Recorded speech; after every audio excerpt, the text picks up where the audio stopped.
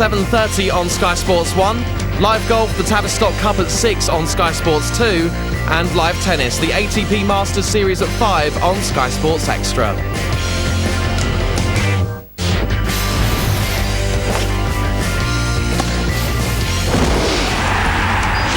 This is Sky Sports Live.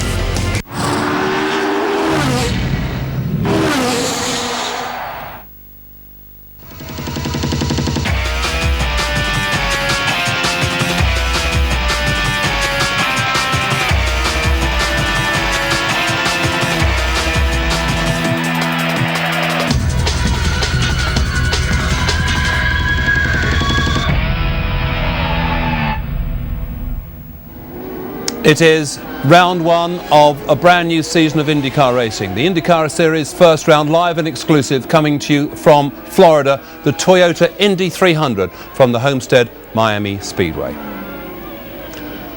Hello there, welcome to the start of a brand new season of IndyCar racing, but sadly one that started with a tragedy. It's our sad duty to tell you that in the morning warm-up session, Paul Dana, who was driving the third Rahal entry, car number 17, was killed in an accident that involved Ed Carpenter. Apparently Carpenter spun at turn 2, hit the wall, and his car was then hit in turn at full speed by Dana, the 30-year-old from St. Louis. Dana was making his debut with Bobby Rahal's team. It was his comeback to the series after an accident last year in practice at the Indy 500. Well, Dana was transported to Jackson Memorial Hospital in Miami, where sadly he died a few hours ago. Well, Ed Carpenter is now listed as in a critical condition. However, the organisers have decided to continue with the race, although the Rahal Letterman team have now withdrawn their entries for Danica Patrick and Buddy Rice. Well, with me in the studio to discuss events, sad and otherwise, in Florida, Paul Cherry and Christopher Tate, our regular experts on the IndyCar scene. Paul, first of all, your reaction to the accident? Well, it's an extremely unfortunate accident. It was one of those things, it's a warm-up, nobody was really going for a time, they're just getting a race balance on the cars, and obviously something happened with Ed's car that caused him to have the spin, and unfortunately Paul was in the wrong place at the wrong time. But I think Christopher's got some few more statistics to prove that it's not really one of those things that happens every week. Christopher, it was absolutely full speed that he hit the other car. I mean, do you have any idea at all? Just give us your thoughts on what happened. Well, the lap speed around Homestead, David, is about 215 miles an hour. He's coming out of turn 2. He was probably running over 210 miles an hour at the point of impact. The other car with Ed Carpenter in it was practically stopped. So you can imagine the sort of impact we're talking about. Regular viewers will remember that I think last year we had a Paynol chassis, and this was in a Paynol chassis, here on the set. You're able to see how massively strong these things are. Yes. And just doing a little calculation, we've been covering this series for a long time now, but say there are 2 accidents into the wall at every race meeting, and there are 10, 12 race meetings a year. You can see that over the time we've been watching the IRL, that means we've seen on Sky Sports 250 major impacts. It's a fact of oval racing.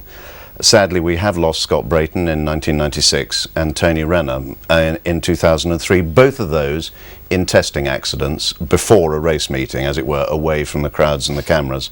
Here, unfortunately, right there on race morning, everyone has had to see this, and it's a great tragedy for Paul, making his first real attempt at the series. But racing does sometimes involve that. These cars are immensely strong. Thank the Lord, it's a very, very rare occurrence. Paul, it's a very difficult time for everyone concerned, but just a quick word about how the other drivers will be feeling. They're presented with racing right now. No, absolutely. The race is going ahead, which under the circumstances, strange though it may seem, I think is the right thing to do, because the race would go on. Paul would probably want that to happen, but the drivers, if they have the time to think about it, it may affect them more than now. They're just going to be concentrated on the job in hand. Okay, thank you very much indeed for that. Well, now, a short while ago, the race organisers in Miami held a press conference, and this is what they had to say. The number 20 car driven by Ed Carpenter and the number 17 car driven by Paul Dana that occurred approximately 10:03 this morning, shortly after the beginning of the practice. Both drivers were removed from their cars and flown to Jackson Memorial Hospital, where shortly before noon Paul Dana was pronounced dead from the injuries he suffered in the accident. Obviously our thoughts and prayers are with the Paul Dana family and everyone associated with the Rahal Letterman race team. Well, obviously this is a very black day. for us. And on behalf of all of our team, David, our sponsors and associates, our prayers and sympathies certainly go out to Paul, his wife Tanya, and the whole Dana family. This is a great tragedy. As a result, and in honor of him, we will not be competing with cars 15 and 16 today.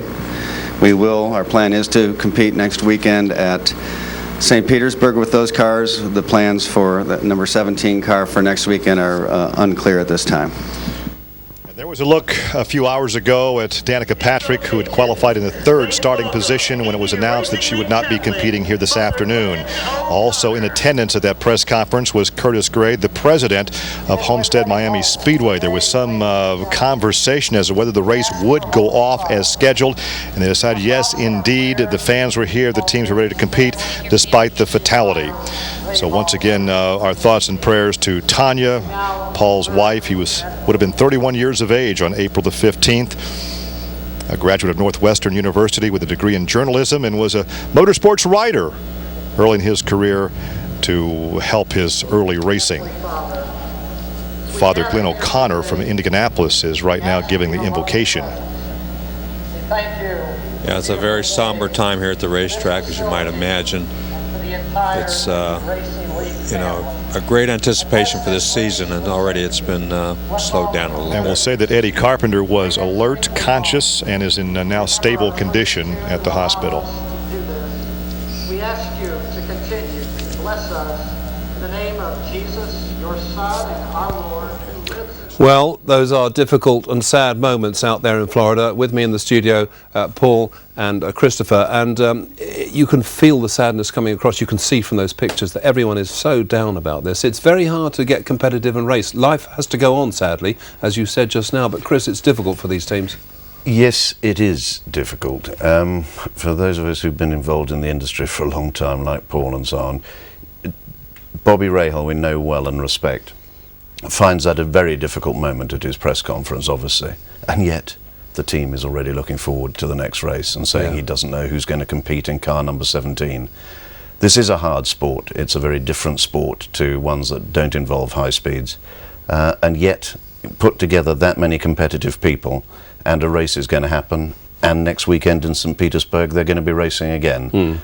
He's not going to be forgotten, Paul Dana. That's not what I'm saying. What I'm saying is that it is an extraordinarily competitive environment, and people may think it's odd that the race is going to happen, even odd that we're going to show it, but I think it's the right thing to do. Absolutely. And that's the nature of the series. And you know, if we can just for a minute, what's so sad about this is also that lots of fans here and all the fans in the United States and around the world who enjoy watching this series will have started what should have been a great start to a new series, thinking these thoughts and now wanting to think about poor Mrs. Dana. Absolutely. And let's hope that we have a good and safe race.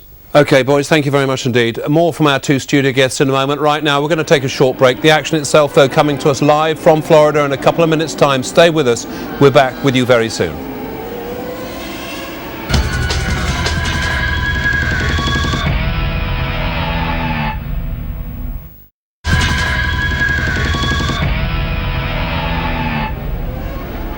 Welcome back to the start of this brand new series of IndyCar racing. The action coming up any second now from Homestead in Florida. Paul Cherry and Chris Tate with me here. Just time, I think, to get a quick thought. We've got to deal with the racing now, look ahead to the race. What sort of action are we going to see here, Paul? Well, we've got a completely new season. We've got a single engine supplier in Honda who've taken over the entire field from Chevrolet and Toyota, who've pulled out. Right. Pre-season testing has been very interesting because it's been very, very close. Dallara have got the lion's share of the car market. They have 17 cars at the moment to Panos' 3. But that will change probably for the Indy 500. But it's a re-emergence of Penske. Now that the board is level, the captain will certainly come into his own. His strategy and his engineering team, they'll be difficult to beat from day one. What about this single tyre system, Christopher? Is this good news? Is this going to mean more input from the drivers and less from the teams? I mean, I'm not quite sure how this affects the racing. Well, I think it's, as they say, too early to say yet. We've got to see how it's going to pan out in this first race, but it certainly looks that way. As Paul was saying, practice times were incredibly close. Yeah. Leaving aside PJ Chesson, the tail ender, who's just come up from the junior series, everybody else was within 0.6 of a second of each other, and between tyre, similar engine, now similar chassis with all the paint nozzles withdrawn today, this is going to be a very tight race. Look out for the Penske's. Absolutely. That's a good time to stop you there, Chris, because right now we can hear from our pole sitter, Sam Hornish Jr. Here he is. Well, we're really excited about having the new Honda horsepower. You know, we've said over the past couple of years that we thought that we needed a little bit more. Now we've got the same as everybody else, so we have to go out there and prove that we're as good as we thought we were. And this is a great step to do that. Elio, I knew he was going to be tough for the pole. I'm glad it's a Marble Team Penske front row. We're really looking forward to tomorrow's race, so that's what pays the big bucks. And I think that if Elio and I can get out there and work well together tomorrow with each other, hopefully we'll be able to get a 1-2 finish as well.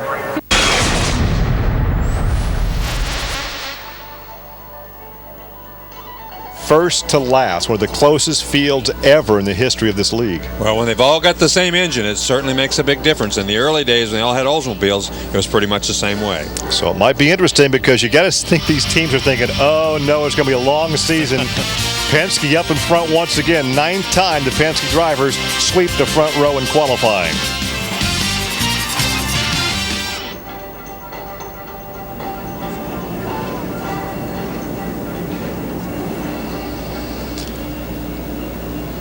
Well, I tell you what, I had a beautiful view from my hotel room on the 7th floor up, looking at this right here. Well, it's great to be here in the warmth of Miami, because where we come from back in the cold Midwest, it's just that, it's cold and snowy. Yeah, it's a beautiful city, no question about that. And this is a beautiful racetrack. So we've got 16 cars here ready and raring to go.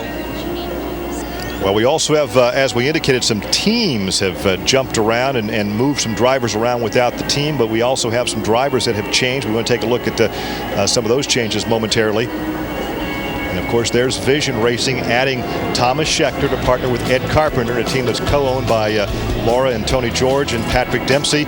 Felipe Giafoni qualified for A.J. Foyt at the Indy Motor Speedway last May. He has a full-time ride this season as A.J. Foyt IV goes stock car racing. Vito Mira jumps from Letterman Rahal over to Panther Racing for the year, and he's looking for his first win. He's going like 45 races without a win. Look at this! The oldest guy in the field, 48-year-old team owner Eddie Cheever, back in the cockpit after an absence of about 4 years. And P.J. Cheston, a promising driver that comes out of the sprint car division.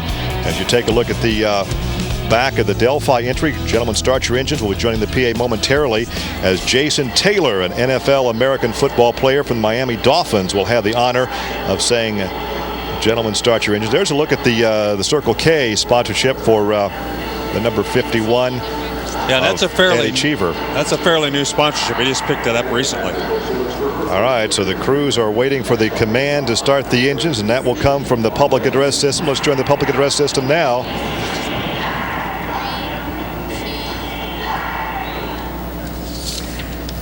Race fans, the time is now. It's time for the most famous words in motorsports. Here to give that command, please welcome Miami Dolphin All-Pro defensive end, Jason Taylor. Drivers, start your engines.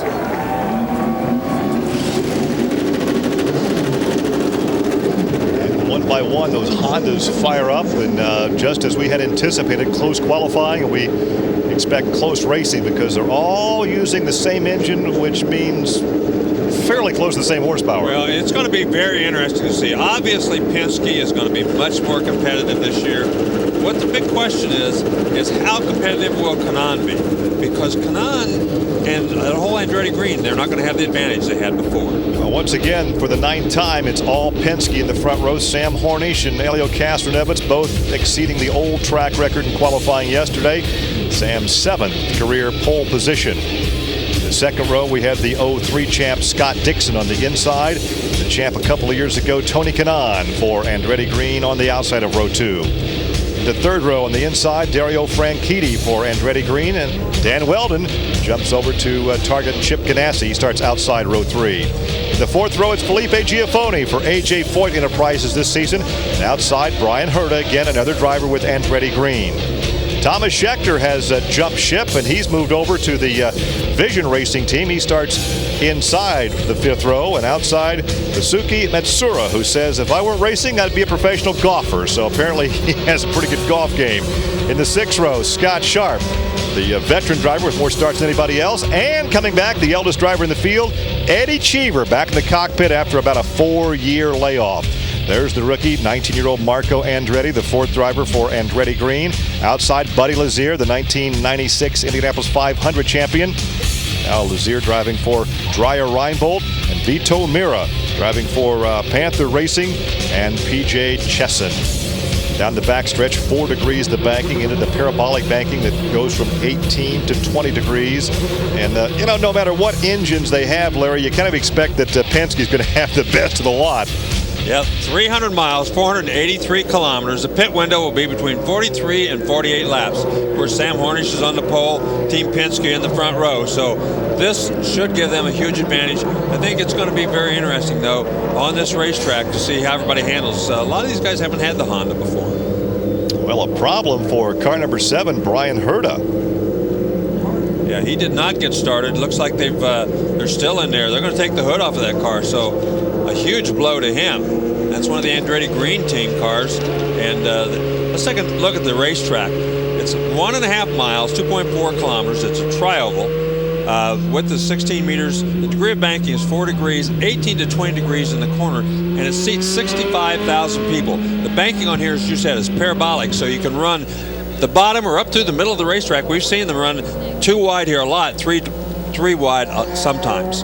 22 degrees here. 16-kilometer wind. If it does get windy later, it could be a factor, and it's very sunny. It's not as warm as usual, though. It's usually a little warmer than it is here today, but a cold front went through here a couple of days ago. Keys to the race are going to be that wind. If the wind picks up late in the day, it could change directions and make a big difference. The pit stops are going to be important because a lot of these teams have changed pit crew members the same as they've changed drivers. So it's going to be their first time out here to make pit stops, and they know they can't make a mistake. Look off the rear of the number 7 car, Brian Herta. Maybe some ignition problems with that car.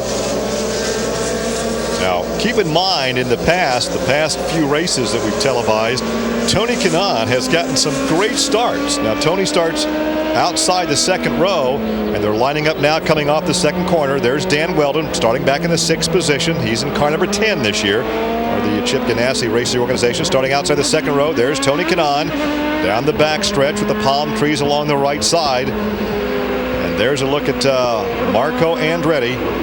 He starts back in the 13th position. It was real easy to say Dario Franchitti. Yeah, it was. Right. How many times we put some money on that, Larry? How many times we called by the wrong name? All right, Sam Hornish and Elio Castroneves, Team Penske Marlboro off the corner.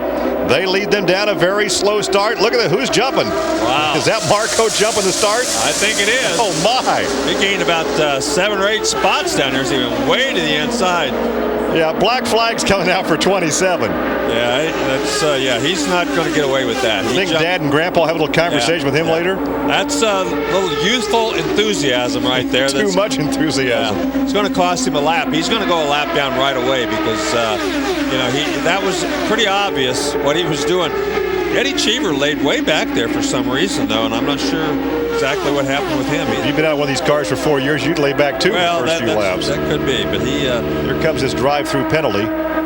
Off the top, it's Hornish, Castroneves, Weldon, and Kanaan. So Kanaan did not get the good jump that we've seen him get before, but there again, they're all with the same power plants. So it does make a difference. It's just a drive-through, but it's going to cost him a lap as those guys go by. It's a tough break for him, but he'll learn. He won't do that again next time, I'll bet. I'll tell you what, it's going to be tougher for him to drive for his dad than driving for somebody else, because Mike will be tough on him. Oh yeah, he will, and they're not showing him any slack right now as they ride along with Scott Sharp. Giafone having a good run so far, right there in front of him. His second run for AJ Foyt, I should say, the first run this year, but he's really looking forward. We talked to him a little earlier. He really thinks they're going to have a good year this year. He's happy to be with AJ Foyt. Well, Giafone right now back in the 8th position. Sharp is 9th. You can see already a little side-by-side as here comes Sharp. He's going to challenge Giafone as he gets to the inside of him. Of course, Giafone has that car, but AJ Foyt the 4th went stock car racing to vacate that ride and open it up. So Giafone was called on late during the month of May. In fact, it was the last day of qualifying in Indianapolis last May, and he was out buying baby items for the kid when he got a cell phone call from AJ to come and qualify the car, which he did, and did well enough for Supertex. He got the full-time ride this year. Up in front, it's still the Penske cars riding within about 2 or 3 car lengths of each other. Harnish continues to lead this thing. He's won this race 3 times. And of course, he won it 2 of the times he went on to win the championship. But here comes Castroneves looking to the inside. Up, drafts him down the backstretch. Well, it's very interesting to see those 2 cars, and they have put a little gap on themselves between themselves and the 3rd place car. This is what a lot of these teams feared coming into this race, that they would be this strong, and so far they have not disappointed or anybody, because they are strong here. Now watch what happens. He can get a toe down the backstretch, speaking of Castroneves, but once he gets to the turn, he moves up about a car width, so he's not directly behind that car in front of him. Well, that has to do with the air, and you can't follow directly behind him. It takes the air off the wing, and when you do that, the front end, of course, wants to push. So you've got to at least give yourself half a car width out there to keep air on that front wing. Well, Weldon now has moved to, there's a shot, as you see, Herta's car is still in the pit lane. Now 7 laps off the pace. Weldon has moved up to 3rd after starting in 6th position.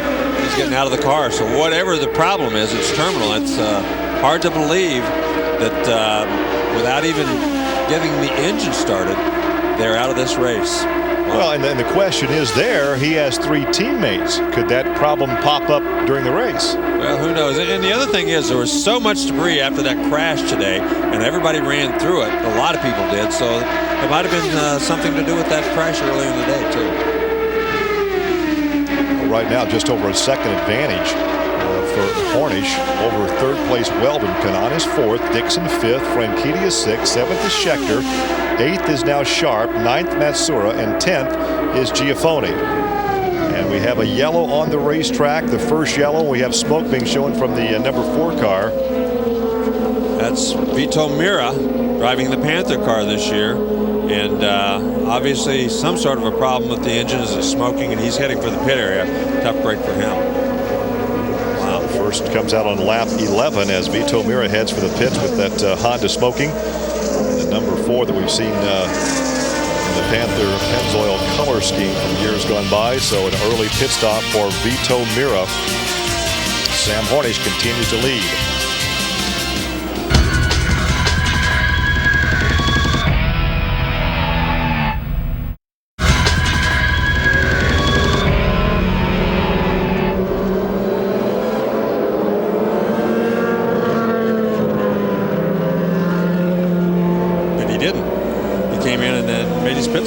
So Harnish continues to lead under yellow as Weldon goes to 2nd, Kanan 3rd, Dixon 4th. So several drivers did come in under that yellow to top off the fuel. No adjustment on Castroneves' car.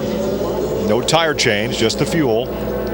Yeah, that was surely a fuel pit stop. There were a couple of guys who did change tires, but with only 14 laps, there was no reason. Marco did go in. He did change tires on that one pit stop. He's coming back in again. Oh, wow. We're hearing that he might have a broken half shaft in that car. How can he drive it that well if he's got a broken half shaft? Well, if he broke the half shaft, he did it taking off from the pits this last time. So they're going to have a look at it. But still, he's going pretty fast for a broken half shaft. Well, yeah, but you can run under, as long as you're not under strong power, you can still run. Well, interesting to see here, but he's going to stop. He's going to climb out. And then take a quick glance over the right rear. They don't seem to be. They're in no hurry. No. Oh, now we got a fire on the racetrack. That's Buddy Lazier. He just made a pit stop, just pulled back out onto the racetrack. Man, I can't. Well, you can see the flames, and of course, remember that's from the oil because that methanol will burn without the flame. Wow, this is unbelievable. This much trouble this early in the race. I mean, remember, we lost 4 cars before the race started. Now then, it appears we've lost 3 more before we even get a good start on this thing. Marco climbs out, his rookie debut done early. Well, Buddy Lazier has a fire. That's another and so this Andretti. yellow will continue to, another Andretti car. Yeah, another Andretti green team. As you mentioned, you said, wonder if this is systematic to the entire team. And there he's talking to his dad. That's Michael with the headset on. Well, Buddy Lazier is out of his car and he looks to be okay, so that's good news. The fire wasn't real big, but it sure was making a lot of smoke. Michael doesn't look too pleased, does he? No. Obviously, he thinks it was something he should have done differently.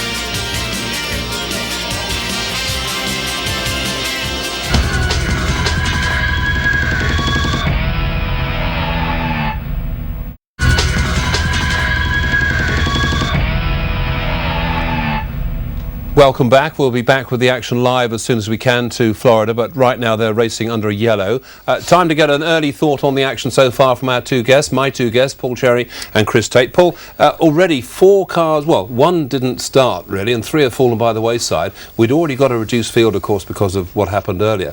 Is there a risk here we're going to really be down to single figures very soon? No, I don't think so at all. I mean, we're talking about Honda. They're renowned for their reliability. Okay, occasionally they have got things wrong, quite spectacularly sometimes, at Motegi last year, for instance. Yeah. But if we look here at Marco's jump start, I mean, this full youth and enthusiasm, but a little foolish. there's Mario there who can see Wasn't that it impressed. wasn't. No, I mean, that was... if they'd have said, oh, it's the Andretti family, we'll let it go, then he'd have been laughing in 5th place there. But no, I think, he was probably fired up on the grid to make a good start, and he definitely had one, yes. but they saw it. Presumably, Chris, there isn't a risk that we are going to be down to single figures fairly soon, but I mean, there is still a long way to go, and there aren't that many runners. Paul's being very sanguine here. I mean, the fact is, as we were saying earlier on, everybody has now been fitted with a Honda engine for 2006, and a lot of the teams don't have the experience of running them. Right. As a Honda fan and rider, I agree with Paul that the engines are fine for reliability. Installation may be an issue. Even an experienced Honda team like Herta was having some trouble getting that car started. Herta's not moved. And since then, we've lost Victor Mera and Buddy Lazier. Yeah. And it's going to get a bit tight, I think. I mean, we've 16, 17, whatever we are now, under yellow, 18 laps into a 200-lap race. I may well take you all for the thought that there could be less than 10 finishes. I think you could be right. We won't disagree with him right now, but we'll see. Right now, though, we can hear from the young man who was involved in that incident we saw a short while ago. This is Marco Andretti. Back here in Homestead, it's a short day for Marco Andretti, a broken half shaft. What happened in that pit stop that caused it to break, Marco? I don't know. I might have grabbed first before the car dropped, but I mean, I guess I didn't think I did. They really haven't told me yet what I did wrong, but obviously we have to fix it. It's a shame we're not out there. What about the restart too? A typical rookie mistake. Talk me through what happened there. I guess I just totally misunderstood the thing. It was too good to be true. I went before the start-finish line, and I thought it was just when they said green on the radio, and I went when they said green. So it's too good to be true. So what did Pop say to you after that one? You screwed up. I think that says it all, guys. I think that sums it up. And there's Grandpa. Well, he is only a young fellow. That was fair enough, wasn't it, Chris, what he said? Yeah, I mean, I think maybe he may not have been listening too carefully to the briefing from Brian Barnhart before the race. No, you're not allowed to jump out of your position till you've crossed the line. You're hearing the spotter in your helmet going green, green, green, even if you can't see the green flags being waved up on the gantry, and everyone's meant to accelerate, but the pace is dictated, as in a number of other forms of racing, by the guys in the front row. You're just not allowed to start doing what he's 18 years old. What he started to do. Paul, you wouldn't be cross with him for that, would you? I mean, it happens. No, I mean, this weekend of all weekends as well, he's got plenty on his mind, and as he's rightly saying, the guy said go, and he was on it. He just didn't apply the thought about the white line. No. And if his dad only said you screwed up, then I think he's probably... He's getting off lightly, is he? Big time. Yes, okay. Just early thoughts about the race. Sam Hornish still looking good? Yes, I mean, both the Penske cars are pulling out a bit of a gap across everyone else, and I think, sadly, that's going to be the marker for this season. I didn't get a chance to ask either of you beforehand who you thought would take this particular race. What do you think, Chris? It's going to be a Penske car, I'm reasonably certain of that. But let's see if Dan Weldon can start his great title defence with a win. And Paul, from your point of view, would you go with Sam or? I would think that Sam's probably the stronger of the two at the moment. He's been better at testing in the tests so far, but as Christopher says, Dan Weldon's got a bit of work to prove he's a real racing driver. Okay, we can now hear from... We're going to actually go right back to the action live right now. Let's rejoin our colleagues in the States. Weldon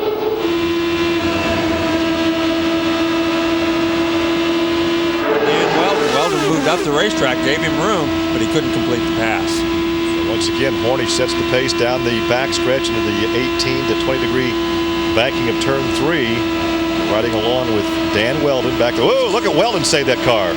Yeah, it's he had a big save right there in turn 4. Yeah, and you can see that he's running up in the middle of the racetrack. Look how wide the groove is here at this racetrack, though. It's a very wide groove. Boy, it looked like he got pretty high again that time going through turn 2. Well, he had a big old wiggle in turn 4 that time. We've just had tremendous on-board video the last 3 or 4 seasons. Right now, it looks like the class of the field is that car number 6 of Sam Hornish.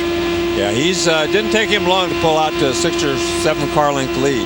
And right behind where you're riding with Weldon, Franchitti has gotten around his teammate Kanaan. So Franchitti is up to 3rd. Kanaan is 4th. 5th is Dixon.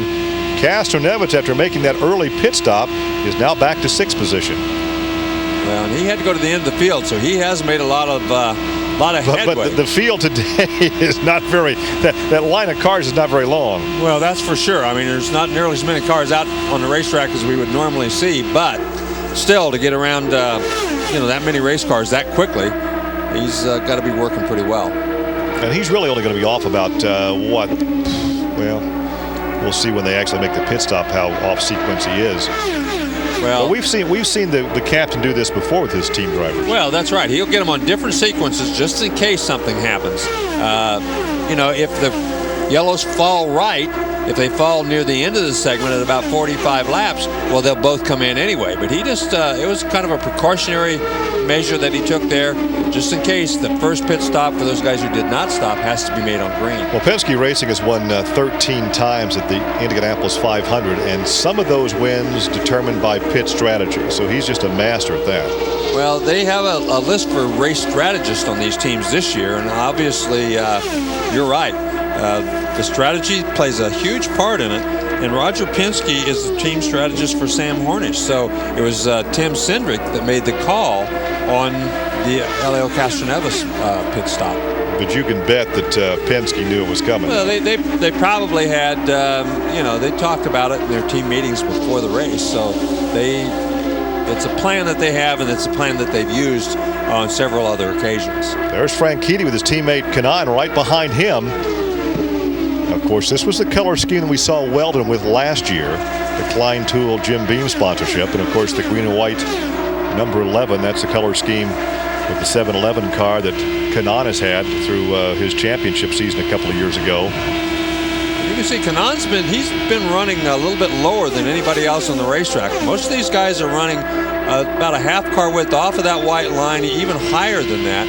But Kanaan seems to like getting right down on the bottom of the racetrack. Looks like the beer's a little bigger this season. Well, it might be a little bigger, but still, it's very difficult to see behind you. Those mirrors, you can see behind you, but the tires take up a lot of that, and so does the wing, really.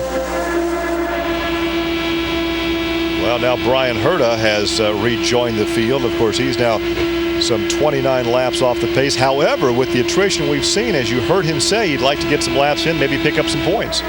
Probably not a bad idea. I think the big reason they went back out there, though, was just to get a feel for the race car under race conditions. They want to make some pit stops, get their crew used to this. They don't want to go into the second race and not have any experience as far as the handling of the car goes or the crew on pit stops. But realistically, Larry, how much handling knowledge, info can you take from this racetrack to the street course at St. Petersburg next week? Well, when you make what you can take away is the changes that you make. If you make a change to the race car here today, you can bank that for future ovals. Probably not a lot that's going to help you on the road course next week. You're right. But on the next time they go to an oval, you make a slight change here or there. They get to Texas or they get to Chicago. And the race car should react the same on those other ovals as it does here. Well, you look at that battle for third position. That's Franchitti in number 27. There is the Vision car. You had a Schechter in the Vision entry, a new entry for that team this season. You get back on board with Kanaan. And so Hornish continues to lead this thing by almost 0.7 of a second. Kanaan seems to be a little bit quicker through turns 1 and 2. Doesn't seem to be quite as good through 3 and 4, but down in 1 and 2 seems to gain on him every time through there. Kanaan 2 years ago was the pick for Andretti Green to be like their leader, to go to the championship. Last year, Dan Weldon ascended. At season's end, Tony Kanaan said the driver this year to watch is Franchitti. Well, Franchitti had, I think he probably was as strong as Weldon was last year. Boy, he got wide there, though. He pushed off that 4th corner. He certainly did. But Franchitti, had he had a little better luck, he could have won at least 2, maybe 3 more races last year than he actually won. He got caught up in a late race accident at least once or twice that, he could have just as easily won those races. Well, and is Kanaan, and I don't necessarily like to use this term for Tony Kanaan, but is he conservative right now? Well, this is early in the season. I'm sure that he's not going to be conservative all season long, but given the mood at the racetrack, I think a lot of these guys are a little more conservative today than they might be. There's the vision car of Scheckter right behind Giafoni. Giafoni moves up. Scheckter looks to the inside. Scheckter, the South African. Yeah, it looks like Giafoni from Brazil. Giafoni comes from a racing family, much like the Unsers. The Giafoni family in Brazil is very much like the Unsers in this country. And Scott Sharp is gaining on both of those guys, it appears, right now. Scott Sharp back in 9th position. And this battle going on just about 8 seconds behind the leader, Sam Hornish, as he works on lap 37 of the 200 scheduled here this afternoon. Yeah, and, there's A.J. Foyt. 71 years of age. And still just as fiery as cantankerous as ever. Boy. Yeah, you don't want to make him mad. He still can yell and scream and throw wrenches. If you follow basketball in this country, there's this coach named Bob Knight, and they keep thinking as Bob gets into his mid-60s, he's going to mellow. That hasn't happened, and AJ at 71 hasn't mellowed. No, he's still pretty fiery, and he's been pretty mellow around here this weekend. They've had a pretty good weekend, though. Now then, you can see him talking on the radio. He runs that team from top to bottom. As we talked, though, about it's difficult to race for your dad, it had to be difficult for AJ to have his grandson. I would think as a car owner it'd be easier to have an outsider drive than your own flesh and blood. Well, it's hard for anybody to run for AJ Foyt. Let's face it. Number one, don't sugarcoat it. Yeah. I mean, he's probably, if not the best, one of the best 2 or 3 race car drivers ever. He could win in any kind of race car, any place, any time. And he and Mario both proved they could do that. And that's one of the reasons they're always rivals. Well, Sam Hornish continues to lead. Dan Weldon is second. Franchitti, Kanaan, and Dixon on lap number 41.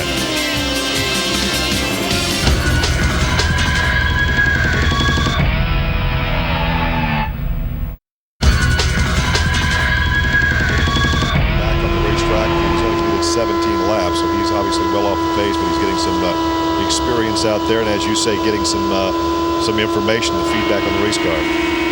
Back on board with Tony Kanaan in the 4th position. That's Franchitti in front of him. Kanaan at this point in the race, I mean, we're still very, very early in this race. Nobody is panicking. Everybody's kind of running their laps. Castroneves is back there in 6th place. He's not panicking.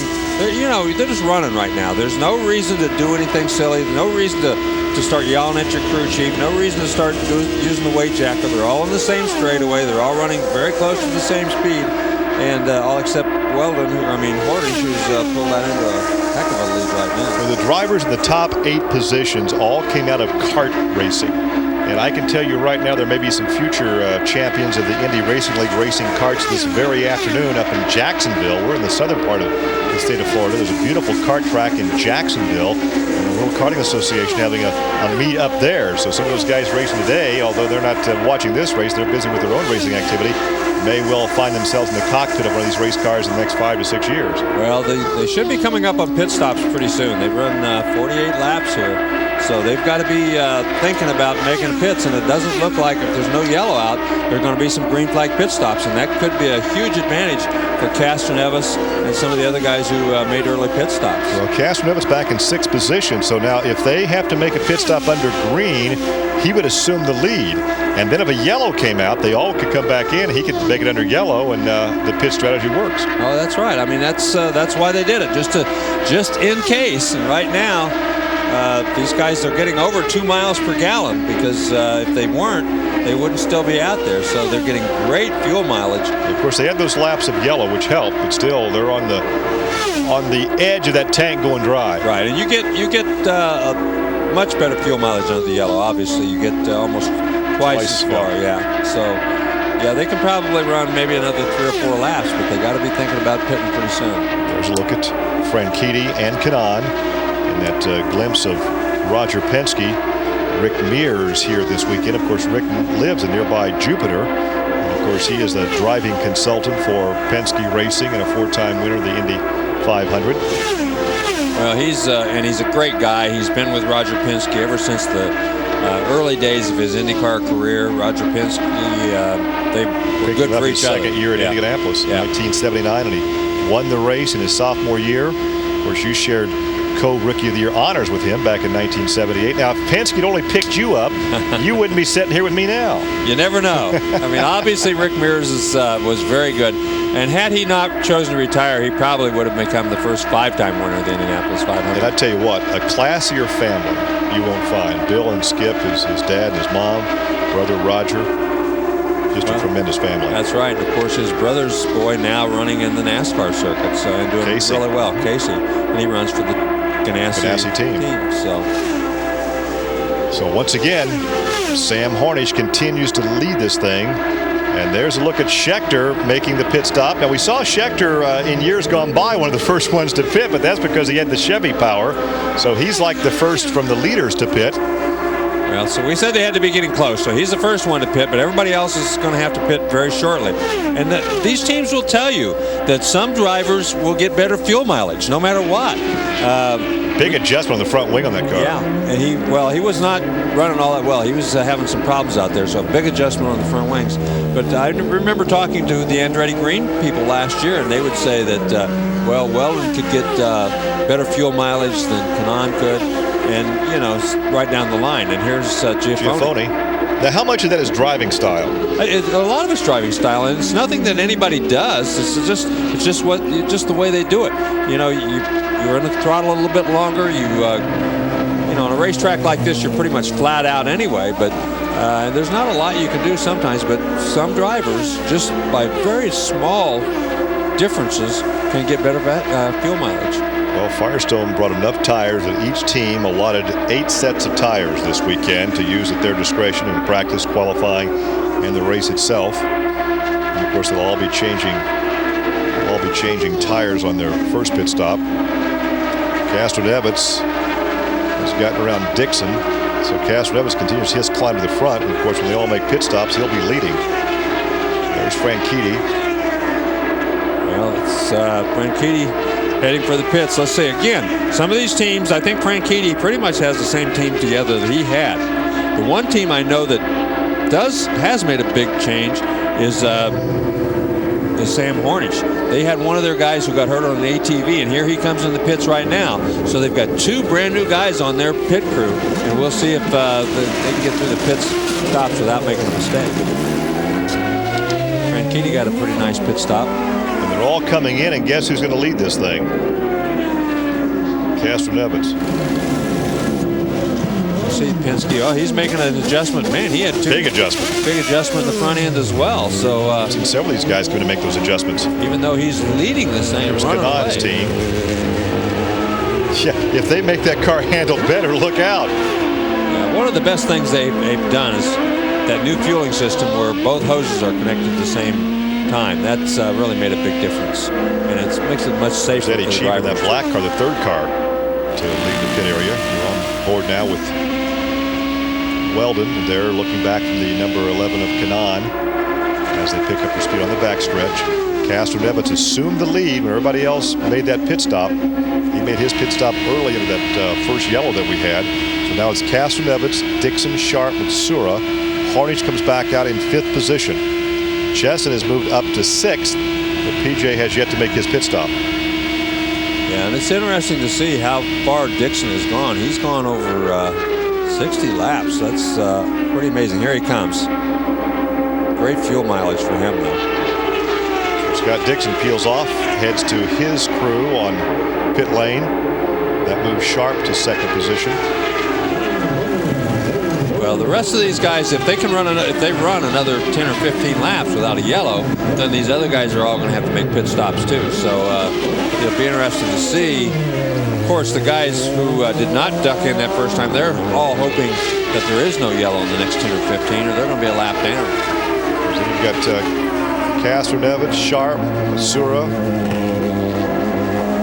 They've all gone some 50 laps since their pit stop, so they're going to have to be making an appearance on pit road here shortly. Yeah, it won't be much longer. Castroneves running some pretty quick laps, over 212 miles an hour. So it's Castroneves, Sharp, and Sura, but they will have to stop. Then Dixon, Hornish. Make that Hornish is up to fourth position now after leading the first 58 circuits.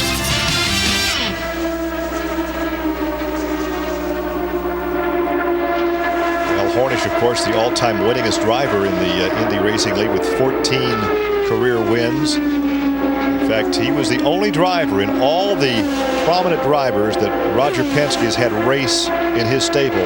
Hornish was the first driver to win in his debut ride for the captain. That is pretty hard to believe because he's had some really great drivers for him. But after that #1 win, he fell on some hard times. When you talk about some of the drivers he's had, I mean, Tom Sneevil won a championship for him. Mears has won 4 Indy 500s. He's had Mario with him. He's had Bobby Unser with him. Al Unser, Danny Sullivan's won the 500 with him. And that's exactly why he, he's won that many Indianapolis 500s. He's had great drivers. He's a great team manager. It's just hard to believe how well they put together. If they lose somebody, they seem to be able to replace him with an equally good driver or mechanic. And don't forget his first one, Mark Donohue. Yep, 1972. And they were very good friends. And, Penske, didn't think about quitting, but he was certainly saddened by that incident with Mark Donohue. Well, the leader may be coming on to pit road, because the leader now has gone 54 laps. That's Castroneves. Sharp is second. Matsura is third. We expect them momentarily on pit road. There is a look at your leader as he gives up the lead now to Scott Sharp. So Castroneves went some 55 laps after his pit stop, and that gives the lead to Sharp, our third leader of the afternoon. You can see how quickly they get those tires changed. They can change those tires in about 6 seconds. I mean, those guys are very, very good. Only one lug nut on, off, and then it takes them about a little longer than that, 11, 12 seconds to put the fuel in. Well, there is a look at Sharp, but he is due on pit lane, as is Matsura. And that would give the lead then back to Hornish. There it comes. There is Sharp. Now, will Matsura stay out, or will he also duck in the pits? So Sharp went 56 laps. Yeah. Scott Sharp almost made a mistake there. He got very high. Got in that lane, that pit lane, very hot. Went way wide. Almost got his right side tires in the grass. We saw a crash last year with Scott Dixon when he came in too hot. It's a very easy thing to do. When you've been running 200 miles an hour and to slow down to 60 or 65, it's a very, very tough thing to do and very deceiving. You think you're crawling and you're still probably going 90 miles an hour. Now, we've had 4 different leaders so far. Fewest lead changes back in 2002 with 7. We had 12 lead changes back in 2004. So Matsura will come in, and that will give the lead back to Hornish. Well, Scott Sharp had a pretty good pit stop, and here comes Matsura. And he ran 58. These guys are getting better fuel mileage than I thought they would get. Well, of course, he and Sharp are teammates on the Fernandez team, so you'd expect for both those cars to get big fuel mileage. Yeah. Or if one did, they both would. Well, right. But much better fuel mileage than I thought they would get. I thought they'd get about 2.1. They seem to be getting about 2.2 or a little better. Well, Chesson, the rookie that came out of sprint cars to run the Infinity Pro Series last year, is slow on the racetrack. But the green flag stays out. We thought we might have a yellow. He made some major wing changes in his last pit stop, so that car may not be handling. He's still he stays out. Yeah, he stayed out. He's not making a pit stop. He's just slow on the racetrack. The handling was evidently gone very bad on him, because if you make major wing changes and they're the wrong ones, believe me, it makes those cars feel awful. And that's tough for a rookie. He's got a lot to hang on to there. Well, that's right. And you know, the last thing you want to do as a rookie is make a mistake and crash the car. And it looks like he's picked up some speed now, but he was way slow there for a couple of laps. This is the Hemmelgarn team that won the 1996 Indianapolis 500 with Buddy Lazier, and Buddy came back to win the 2000 IRL championship for him. And I think probably in my years of covering the Indianapolis 500, that was probably the gutsiest drive I have seen. He drove with multiple fractures in his lower back in a practice crash 8 weeks earlier at Phoenix, and he was in great pain, and his arms kept going to sleep, but yet he fought off the fatigue and the pain to win the 500. Yeah, I have to agree. He was physically, he was certainly not as good a shape as There's Carmelo Anthony, one of the co-owners of this Hemmelgarn team from the NBA. His basketball schedule worked out that he could be here this afternoon. He's big enough he could almost serve as the jack man. He can just pick that car up. And we're finding more and more pro athletes showing an interest in auto racing.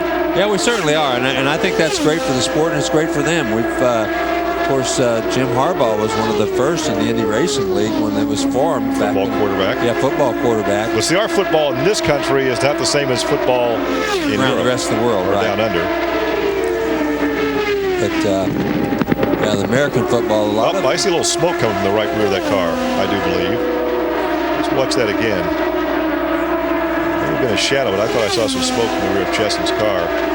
Well, all he needs to do is go out there and learn. It's going to take a while. He was a little nervous before the first practice session here, and of all people, he's not the kind of guy you would think would be nervous, because he's very vocal, very outspoken, very after it kind of guy, I guess. And for him to admit that he was nervous, you have to know. I think he's the only tattooed driver in the Indy Racing League. He says he has like 12 tattoos. He's very proud of all of them. Yeah, oh yeah. When he was down in New Zealand racing, I guess they loved him down there. He was racing sprint cars down there. Yeah, racing sprint cars down there. They thought he was the great American boy. He was not afraid to. That's what they thought you were when you were down there racing. No tattoos for me, but but he was he walk around with his chest stuck out, with his shirt off. I mean, like a real He-Man. They loved it.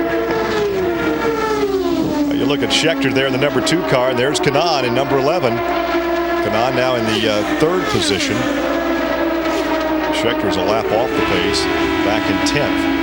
So Schechter moves up high, and Kanaan goes on by. So Hornish once again with the lead, enjoying a 5.2 second lead over Weldon. Kanaan now is 7 seconds back in 3rd.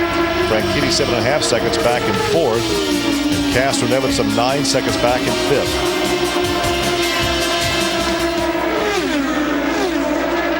Working on lap number 80 of 200 scheduled here at Homestead, Miami. This area really was, the Homestead area was decimated by an hurricane a number of years ago. And really there was nothing out in this area. It's on the fringe of Homestead Air Force Base. And Ralph Sanchez, a promoter down here of the Miami Grand Prix, really spearheaded the building of this racetrack. Yeah, he certainly did. And you're right, that after that hurricane, there was really not much out here. They've rebuilt most of it now.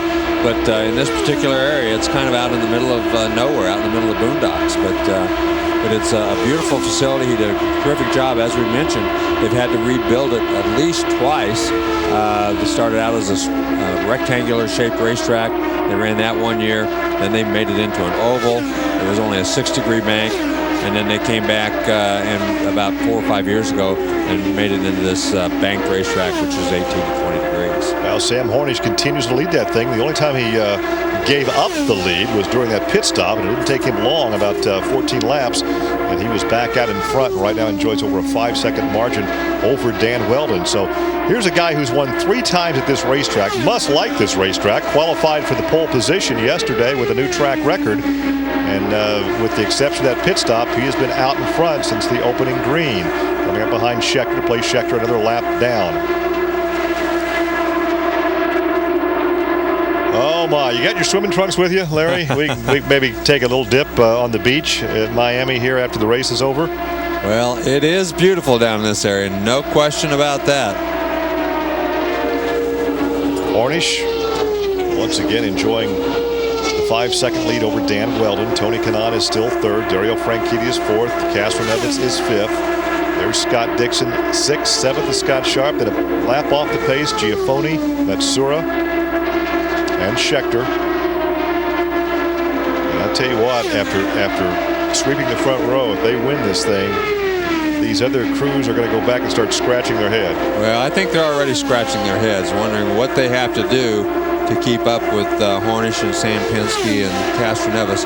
Castro Neves, even though he's come back through the field, seems like once he gets up to about fifth, well, he's in fifth right now, he hasn't been able to get around. He got around Dixon, he got around Sharp, but once he got up there close to the front, he seems to be running pretty much the same speed as the guys out in front of him. And keep in mind, a few years ago, Larry, there were points given for qualifying. They did away with that. They discouraged teams from putting together what we call a grenade engine, a qualifying engine. So now they give points, 3 points for leading the most laps. And obviously, it looks like Hornish may be in line to get those 3 points this afternoon. Yeah, he's doesn't have far to go in order to get those 3 points lined up. But it's going to be a very, very difficult year if these guys can't find the magic that Roger Penske has. Well, right now the lead is stabilized somewhat, just over 5 seconds, actually 5.4 seconds. Franchitti, though, is 8.4 seconds back in third. Kanaan has gained a bit. He's 8.6 seconds back. So there's a battle developing for third position between the two Andretti Green teammates. Castro Neves is now back in fifth position. And he's like I said, he's kind of fallen into that mode where he's running just about the same speed. What he really needs now, even though he was off sequence, he needs one of two things. He needs the rest of this race to go green so that hopefully he'll be in a good position near the end of it, or he needs a yellow and everybody make a pit stop so he can get back up there in that lead pack. You see Cheever there in 11th position, 2 laps off the pace. And the one question I have for Eddie is how long he thinks it's going to take to knock the rust off, because realistically he's been in the pit area as the pit boss, running his team, out of it since the end of the 2002 season, and then to come back in this race car, I think it's going to take some time. He ran the Rolex, but running that's totally different. That's what I started to say. Running the Rolex and running a race like this, totally different. This is the Rolex is more physically demanding, the turning and the braking and the shifting. But this kind of a race, I think, is much more mentally demanding. The G-force here, obviously, is much more constant than the Rolex. No question about that. But just the mental part of this race is very, very difficult because you have to be on top of the game every second.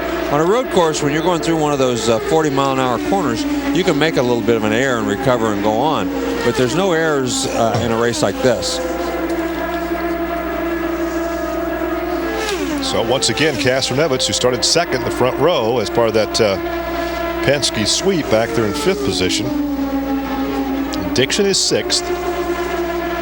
Seventh now is Sharp. And those 7 are on the lead lap. Yeah, and I think those guys would all like to see Yellow come in and get a pit stop, make some changes, and have another chance to bunch up behind Sam Hornish, because right now he seems to have things. And remember, he made a huge change to the front wing on that car, so whatever he changed must have worked pretty well, because he once again just pulled away from everybody. The question, though, when you make a change that drastic and he still had the lead by that margin. Well, that tells you that he knew what he wanted. He asked them for a change. They knew how much to give him. Maybe some people would have thought that wasn't enough or was too much. But he obviously knew exactly what he wanted, yeah. Once again, Hornish has led all but about 14 laps here this afternoon. As you look at the ABC entry of A.J. Foyt, number 14 of Felipe Giafoni. Giafoni now a lap off the pace back in the 8th position.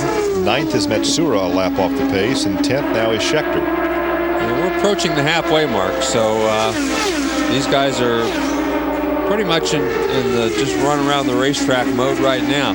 Guys like Cheever and some of those guys, though, Cheever's really not been on pace since about the first 15 laps. He's fallen way back.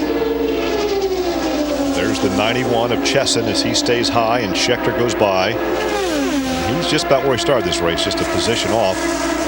Yeah, and Schechter's running. He's not running quite as fast as the leaders either. He's running a couple mile an hour slower than they are, and pretty much been there all day long. He's running 210, 211. They're running 212. For a driver, though, how long does it take to really get established with a new team? These are all new personnel for him. And that's exactly right. Andy Brown, who used to be with Panther Racing, is now with Penske. So it does take a while.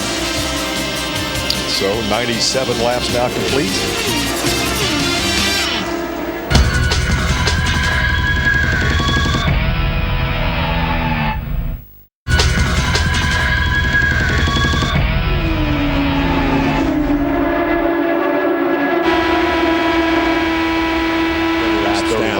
Back because he lost. That was ignition problems at the start of the race. And of course, you heard Marco, the 19-year-old rookie, talk about breaking a half shaft when he tacked up that throttle before they dropped it off the Jackson pit. Yeah, and you can see right there is Kanaan chasing Franchitti. Franchitti's the handling is starting to go away. They're getting along in this segment. I mean, they've run about 47 or 48 laps, so they're going to be getting ready for a pit stop. Now watch Franchitti as he goes in. He'll go in fairly low, and then that thing will take off up the racetrack right there. See how far it runs up the racetrack very early, which means it's pushing the front end.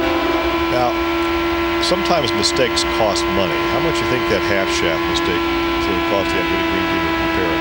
Well, you know, it won't be the money to repair it as much as it will be the money it could cost at the end of the year in point standings or whatever, because half shafts are not the most expensive part on the race car. But still, the experience that he would have gained here would have been worth a lot more than that half shaft. Of course, he ran in 6. We're speaking of Marco Andretti. Ran in 6 Infinity Pro races last year. Won 3 of those. And there was some question as to, looked like he was slowing down as he came off the corner. That gap opened up between Franchitti and Kanaan. It looked like Kanaan was slowing. Oh, they have. Oh, yeah. It is. That's why we have a yellow on the racetrack. Yeah, the yellow had come out, and he saw it. Everybody else slowed down, and well, it'll be interesting now. Everybody's going to get to make a pit stop under the yellow.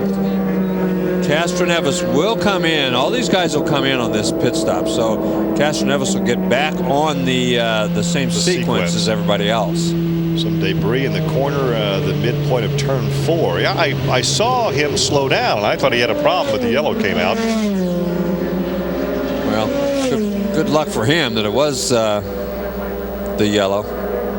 And he was just, watching. There are a lot of safety devices on there so that these drivers know when the yellow comes out. They have a yellow light on their dashboard that Brian Barnhart switches on as soon as he calls yellow. He tells them verbally to their spotters that the yellow is on. So when the amber yellow warning light goes on the racetrack, it comes on the dash. Yes, it comes on their dash on a little amber light. So when they flip that switch, it goes on 2 places, both on the track lights and on the car lights. And at the same time, he's telling them verbally, and the spotters are telling them verbally that the yellow is out. So there's a lot of indication. They've even experimented, Larry, with the yellow inside the visor, inside the helmet. Yeah, something like the fighter pilots have, where the yellow would come on and kind of reflect off the visor. They've never tried that. They think the yellow light on the dash works well enough. Well, the pits are open, so we're going to see the entire field probably this time. They've made a lot of experiments. They've even talked about putting the whole dashboard up inside the helmet with that little vision thing. Well, I'm not sure exactly how that thing works, but I do know I've seen it on fighter pilots where they can actually see all their instruments off the reflection on their visor on their helmets. So 107 laps now complete. Our second yellow of the afternoon for debris. This should not be a lengthy yellow. Hornish has led all but some 14 laps. He relinquished the lead on lap 59 when he made his first pit stop. Was back out in front in lap 72. We've got our clocks on the 3 leaders, so we'll see exactly how long they take for the time they stop. Let's see if there's any adjustments to the front nose in Hornish's car, because they made some wholesale adjustments on that first pit stop. Let's see how quickly. Nothing that time.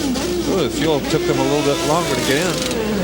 But still only 9 seconds. Yeah. Weldon was 10.6 and 9.1 for Franchitti. Weldon was a little bit slower, about 9 seconds. They didn't have to put in a full load of fuel this time, so that's the reason it was a little less. Again, you can change your tires in probably about 5.5, 6 seconds, but that fuel only flows about 4 gallons per second. Well, Franchitti picked up 1 position there. Castroneves, look at that, picked up 2 positions. It's interesting to me that it was only 40 years ago in the mid-60s that the teams, it was Lotus at Indianapolis, that realized how much time was being wasted in the pit area. Yeah. It took that long in racing technology to realize that you can win a race in the pits. Yeah, it's a lot of evolution since that time. So our second yellow of the afternoon, this one for Debris. We're on lap 110 at Homestead, Miami.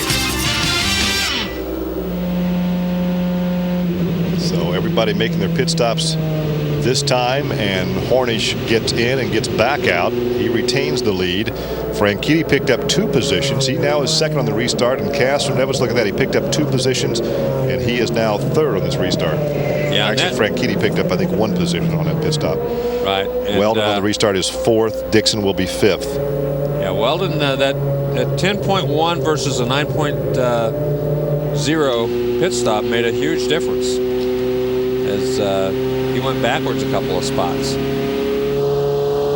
You see him trying to clean the debris or the rubber, the marbles, off the tires. The tires kick off the rubber, and at slow speed these tires pick it up. Well, yeah, they get so hot. Those tires run at temperatures well over 100 degrees. So once they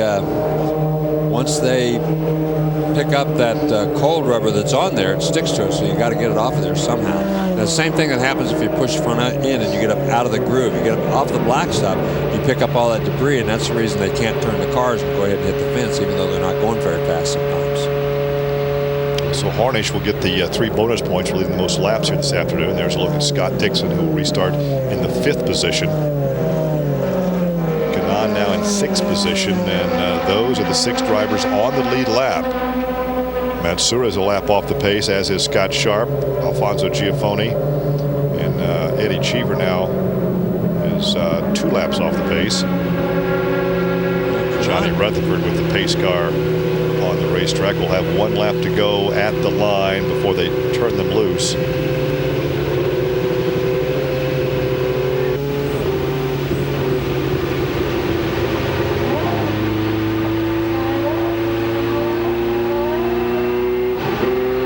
We're back live with our live coverage of the IndyCar Series, the opening race of a 14-race schedule that will include the 90th running of the Indianapolis 500 at the end of May. And of course, next week we stay in the Sunshine State of Florida. We go to northern, we should say at least north from here, to the Gulf city of St. Petersburg, the first of 3 road races this season and the only temporary road course. Yeah, and it was a great race last year through the streets of Tampa St. Pete. There was a very good race, very competitive race, even though it was the very first one that they'd ever run here in the Indy racing. So on the restart, Hornish, Franchitti right behind him, then Castroneves, Weldon, and Dixon Kanan. Those 6 drivers on the lead lap. They scramble for position down this front stretch on this restart. And look at Castroneves, tries the high side to get to 2nd position to go around Franchitti, right along with the number 10 of Weldon. Didn't take him long. And the Penske boys are 1-2. He just went right to the outside and right on by. And look at this. He's going to go to the outside. Challenge for the lead here. Wow. The only team orders is don't tear up the equipment. And we saw that happen one time last year. Oh, yeah. We've seen those 2 crash into each other. Each wants to win. Hornish put Castroneves out of the race. Yep. Each wants to win just as badly as the other. And there's no team orders as to who should and who shouldn't. And you're right. They did. Hornish did put Castroneves out of the race. I don't think they had dinner together that night. Probably not. Probably wasn't their best race of the year. There's Franchitti back in 3rd. Weldon now 4th. Dixon is 5th. So in the first 2 spots, the Team Penske drivers, and in 4th and 5th, you have the Team Ganassi drivers. And sandwiched in between is Franchitti with the Andretti Green Team. There's Franchitti, and to the inside is Weldon. Yeah, Weldon's trying. Franchitti's running the middle of the racetrack. He's not running the bottom. He's running up the middle. So Weldon's trying to get down to the very bottom of the racetrack. The only thing wrong when you run the bottom, you do have to pinch it a little bit coming off the corner, so you lose a little bit of straightaway speed. Upset the rear end too when you pinch it. Now then, whoa! Look at him wash out there. Well, Franchitti moved right down in front of him, took the air off the front end. He wasn't expecting. He was expecting him to stay up the racetrack, so he went down there. When Franchitti came across the front end, took the air off that thing, he took off up the racetrack. He lifted a little bit and lost a little ground, but got right back after the throttle. Now he takes a run on him down into turn 3, but cannot make it work for him. You see the two Penske cars out in front, Hornish and Castro-Neves. They started that way in first and second position. And the reason he got so far out of the throttle and let him go is because he was right behind him and he wasn't sure whether he was going to go high or low. And he didn't want to follow him into that corner that close and take a chance on the air getting off that wing and himself getting up in the marbles, and he wouldn't have near as much control over the car at that point. Well, right now working on lap 118, about to be completed as they go down past this full grandstand. Franchitti is third, Weldon fourth, and it's Dixon and Kanaan. Those 6 drivers on the lead lap. And those 6 drivers fairly close to each other, not nose to tail, but fairly close to each other compared to the other cars on the rest of the racetrack. Looks like they're starting to close in maybe a little bit on Castro-Neves. And here he comes. He's got a run on him this time. On the inside. Stays to the inside, makes the pass. Franchitti gave him plenty of room there on the high side. So Weldon goes by his former teammate into third position and sets sail for Castro-Neves. Well, now about a half second behind the leader. Franchitti had some trouble getting off that corner. He pushed front end, had to get out of the throttle. And you don't have to lift very much. You don't have to lift all the way out of the throttle. Even if you lift slightly to like a quarter throttle coming off the corner, it multiplies all the way down the straightaway and translates into a lot of straightaway speed. We talked about Michael Andretti coming back to run the Indianapolis 500 after being gone for a couple of years. Well, as soon as he announced he was coming back, his old nemesis from the IndyCar series, Al Unser Jr. said, "I'm coming back too." So Al's going to come back. You realize between those two guys, they've won 81 IndyCar races. That's a lot of races. 44 500 race day, and Michael will be 43. And as soon as Michael announced, we had some questions as to whether Mario might come back and try to make it a father, son, and grandson, but Mario declined. Now Al Jr. is going to he's going to run for Brian Reinbold as a teammate to Buddy Lazier. It'll be good to see him come back, but I always have these little misgivings about the guys who quit and then try to come back. We've talked about that many times. We've talked about that a lot, about, Cheever and Michael, Al Jr., usually when you quit racing, bad things happen. Yeah, when you quit racing, you quit for a reason. And I've heard them all. I don't feel as good because I've been busted up so many times in a race car. I don't have the desire I once had. A lot of different reasons. But when they come back, I've never heard them say that any of those reasons went away. It's usually because, well, I've got a good race car and I think I can win. It's not that, I don't have the desire, or I've got the desire back. Nobody's ever told me that. I have just as much desire as I ever had. And that may well be superstition on our part, because a lot of guys in racing are superstitious, but too often we've had bad things happen to drivers come back after a lengthy retirement. Absolutely. And speaking of bad things happening, Dan Weldon could have some bad things happening here to the Penske crews. He really, all of a sudden, after he's made his move around Franchitti, he's pulled right up on the back side of the two Penske cars. Well, it was interesting because in practice on Thursday and Friday, the Ganassi cars were quick. Dixon and Weldon were quick in practice. When Danica went out and qualified yesterday, got the pole initially, the reaction on Chip Ganassi's face was priceless because she out-qualified his guys. And then, of course, the Penske guys went out and out-qualified Danica.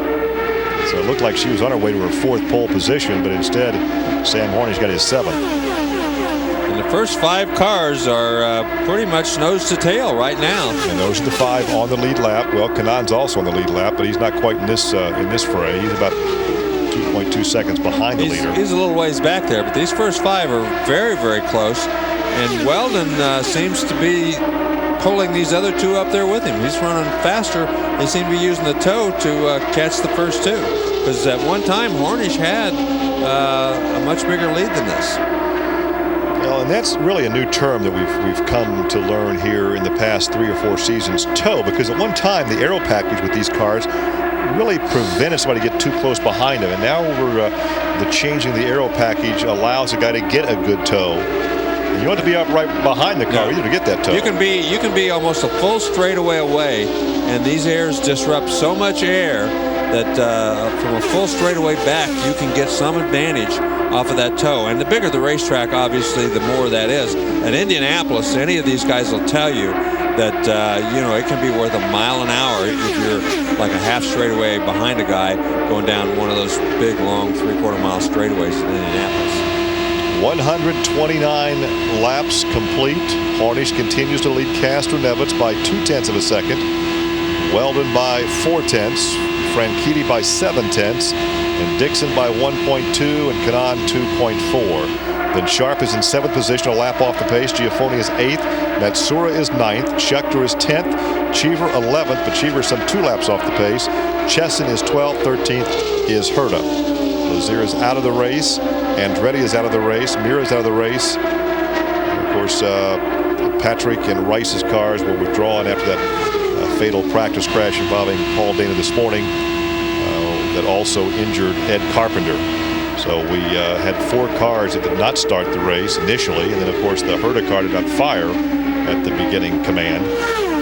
Yeah, and you can see right now, once Weldon has caught these guys, he's having a heck of a time moving up on them anymore. He's been closer, he gets close, and then he falls back a little bit. But right now, he hasn't found a way to get up there and make that move like he did on Franchitti a little earlier. I'm not sure whether once he gets up there, the air is disrupted enough, or if they've just kind of picked up their pace a little bit. We're about 20 or 25 laps from the pit stop, which will be the final pit stop for the afternoon. A lot can happen on that last stop. And right now, that's all they're worried about. They want to stay this close. If the opportunity presents itself, if they can make the pass, they will. But they're not going to press. They're not going to go up there and take a chance on doing anything silly, because there's still a lot of things can happen, especially with 1 pit stop to go. So Weldon will follow these guys. He'll try to get close enough that he can take advantage if there's a mistake, but he will not press hard enough to make a mistake himself. And of course, Castroneves will not press that hard from his 2nd position. Well, no, their teammates, although those guys, like we said earlier, we've seen them crash in similar circumstances, but right now they seem to be quite content. Since they crashed in similar circumstances, they probably won't crash again. Well, that's probably true too. You would hope that as teammates they learned their lesson that one time. Yeah, and I'm sure the boss had a little discussion with them about it as well. You can see those first 5 guys. Those first 5 guys are all running in the 213 mile an hour range. Everybody behind them seems to be running a couple mile an hour slower, except for Kanaan. He seems to be running about the same speed, but he's quite a ways behind them right now. Well, as we told you, this is one of the closest fields in the history of the IndyCar series. Only 0.74 seconds separating first to the slowest qualifier. That was P.J. Chesson. But if you take out his qualifying time, there was just over a half second between first and 19. Well, there's the win, and that can be a problem late in the race as the wind kicks up here in South Florida. Yeah, it has picked up a little bit. It's going about 16 miles an hour at the beginning of the race. Probably a little more than that right now. Well, you see that gap that's now opened up between 2nd and 3rd, but the gap has closed a bit between 3rd and 4th. So Franchitti has pulled up on the heels of his former teammate Dan Weldon. And we talked late in the season last year, Larry, that the contract was actually done for Weldon to renew his contract with Andretti Green. We thought it was a done deal. And then all of a sudden he explored the Formula One, and the next we heard he was with Ganassi. I think he was looking for more money. I think he wanted to get more money. He thought that winning the Indianapolis 500, winning the championship, was worth more money than the Andretti Green was really willing to pay. And at that point, he decided to go out and shop it around a little bit. Obviously, Chip Ganassi agreed with him, and I don't know, have any idea how much money he got or what the terms of the deal was, but I think the whole thing was Dan Weldon wanted to get more money. Well, he was a free agent. He was a free agent. Shop his talent around. Happens all the time in professional sports. Sure. You go to the Football, highest bidder. Basketball. And right now he's proving that Chip made a pretty good choice. Yeah, he did, because he's right up there running the top. Look at the crowd. Great crowd here today. Well, I'll tell you what, Chip Ganassi, as a race team owner, just had to think last year was totally miserable, both in the IndyCar series, in the stock car, in NASCAR. He got the year off to a great start in his road racing car when the team won the Rolex 24 at Daytona, and they had some success in that series last year. But I think with this the new Honda engine, and Casey Mears having some good rides in NASCAR this season, so everything's turning around for Chip Ganassi. Yeah, he's had some very, very good finishes in everything that he's running this year. Like you said, the sports cars, they're running very well here, and in NASCAR they've run well too. And he was used to winning. He won the kart championship like 3 years in a row. He's won in this series, and then last year nothing happened right for him. And again, you go back to the power plant. Yeah, and you go through years like that. You have years where you're just not as lucky as you are other years too, and that plays a part in it. Well, 142 laps, working on 143, and only that gap between first and second, which amounts to about 0.2 of a second between the Penske teammates, Hornish and Castro-Neves. They started 1 and 2. Hornish led the first 58 laps, then reassumed the lead on lap 72 and has led the rest of the way over Castro-Neves and Weldon.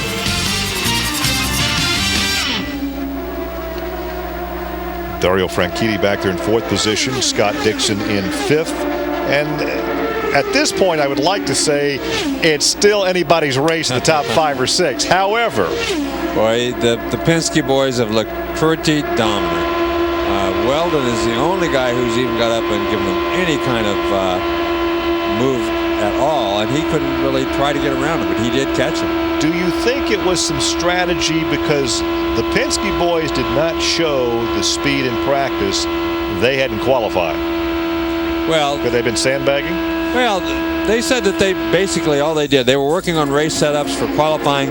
They took out downforce. I mean, downforce makes the car stick better, makes it feel better, it's better in traffic. But when you qualify, you have to take out downforce, and that's they basically they said that's all they did was take downforce out of those race cars to qualify, and they gained 2 or 3 miles an hour. And that's PJ Cheston that just went around there. There's the captain timing his boys. Justin stays on the high side, and he's doing, as we talked last year with Danica, as a rookie, he needs to go out there, keep his nose clean, and get laps. Yep, and that's exactly what he's doing right now. So he lets the leaders go by, and that would be Hornish, Castro-Neves, Weldon, Franchitti, Dixon, and Kanaan, all going around Chesson, who is now about 4 laps off the pace.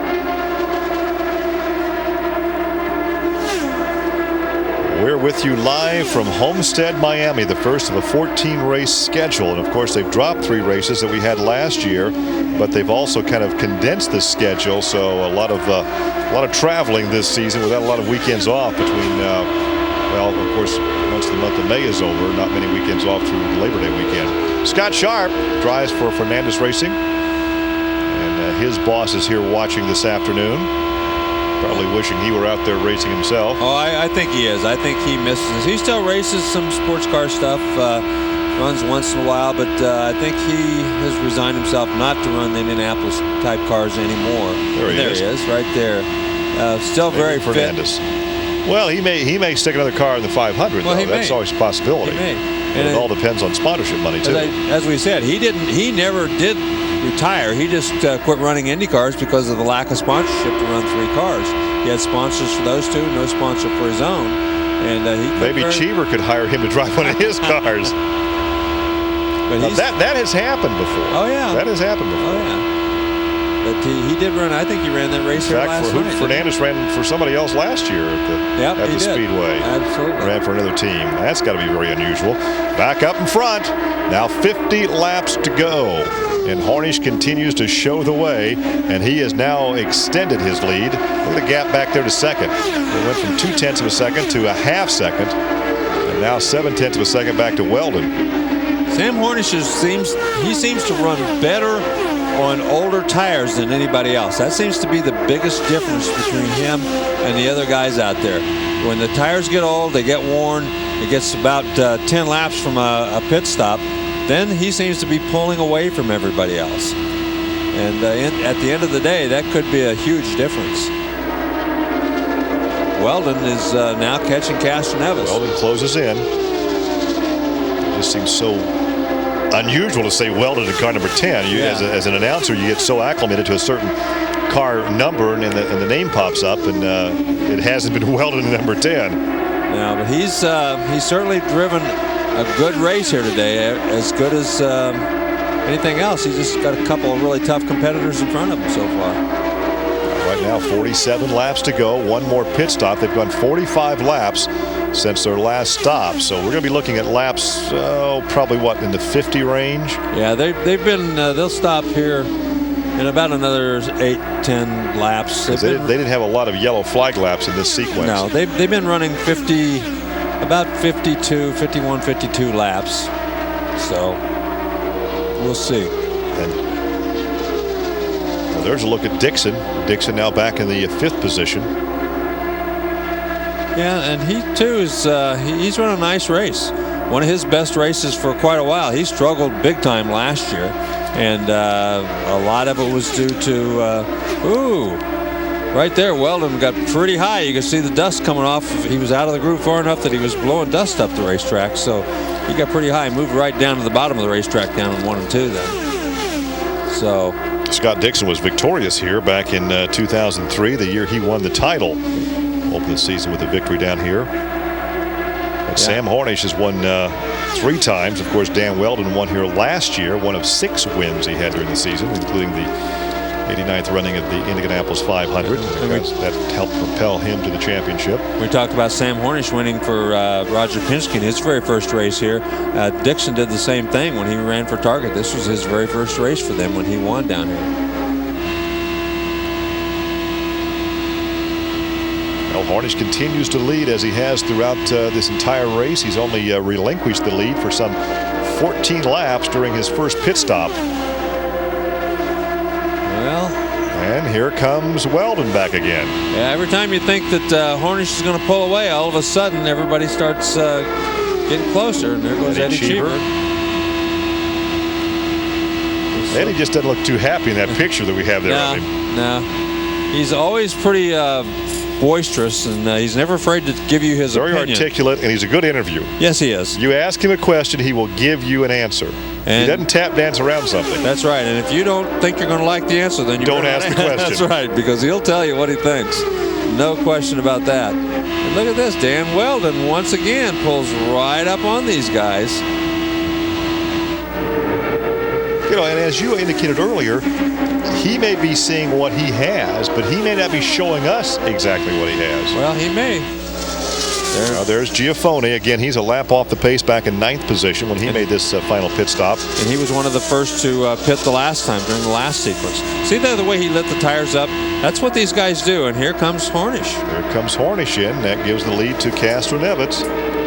Second time Castroneves has led this afternoon, but the first time was after Hornish made his first pit stop. Well, nobody's going to have to make another pit stop, so they're going to have plenty of... Oh, Kanaan! He got out there, looked like he clipped one of those pylons out there trying to get slowed down, and he's broken the left front on that car. That car's not going back on the racetrack. You can see the arm out there. Those are very fragile. Remember when he won the championship 2 years ago, did not have one DNF all season long. And this looks to be one of those years. But is the green going to stay out? The caution is out.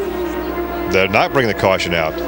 They're going to leave it green, and he's going to climb out of the race car. Well, he's not happy. Let's see if we can see a replay on this, Larry, see what happened, because he was making his final pit stop. The caution now does come out on lap 163. There he comes around the race.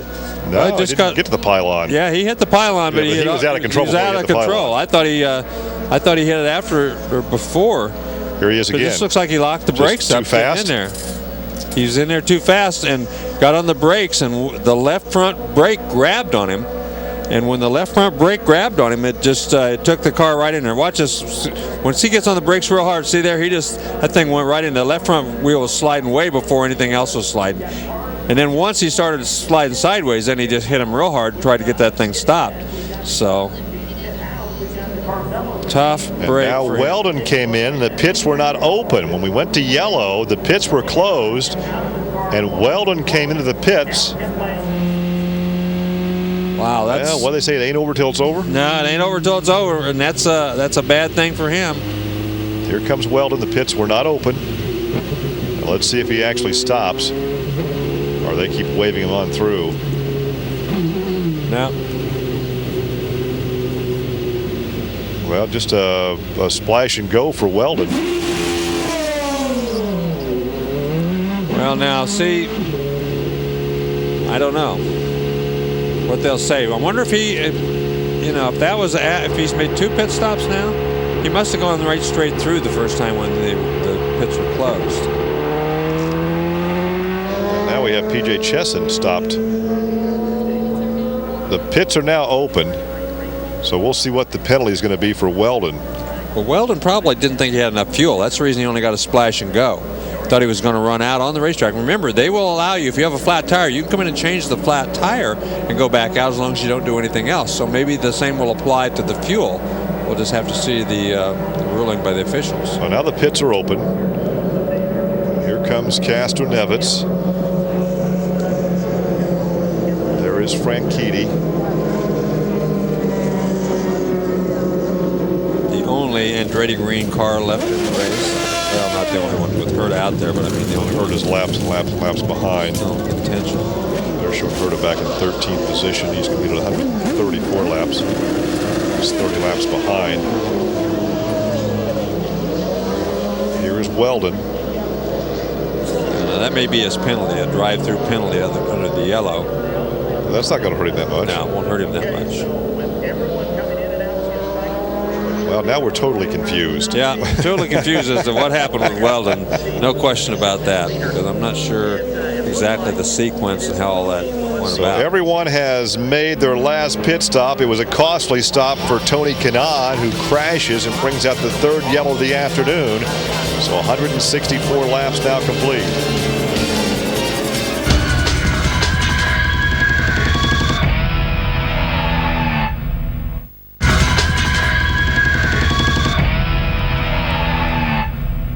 Welcome back, and it's David Bobin here in the studio in London. Our coverage of the opening race of the new IndyCar racing series. With me in the studio, our 2 regular guests, Paul Cherry and Christopher Tate.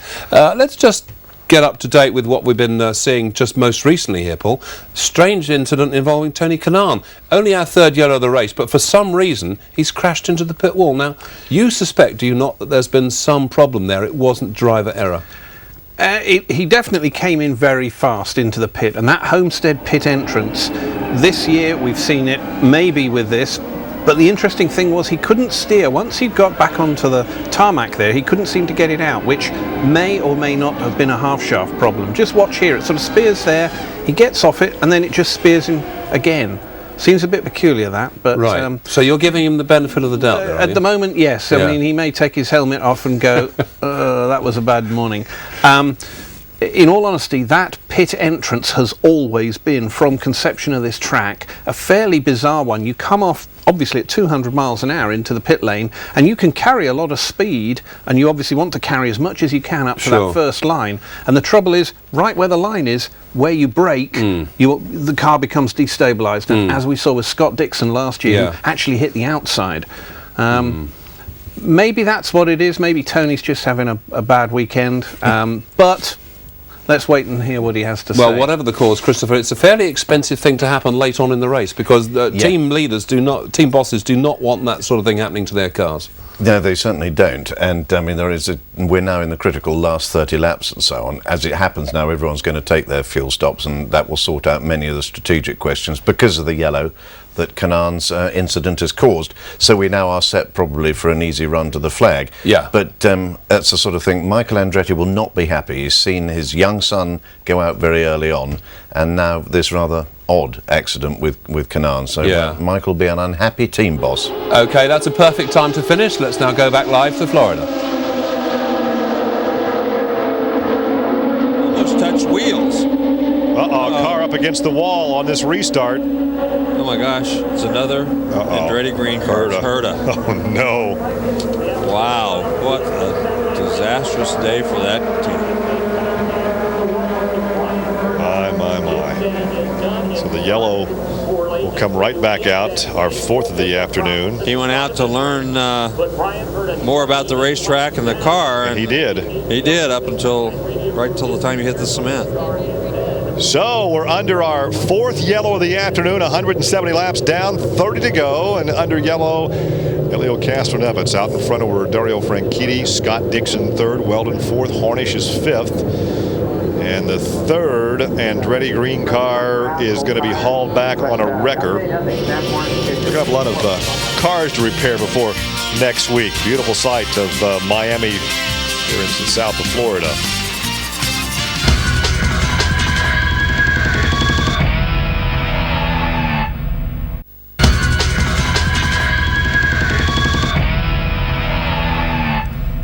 Welcome back. Still under that 4th yellow. The racing hasn't yet restarted. Let's just get the verdict of what happened in that last incident. Here we are just saying team bosses don't want expensive incidents late on in the race, and there we are, Paul.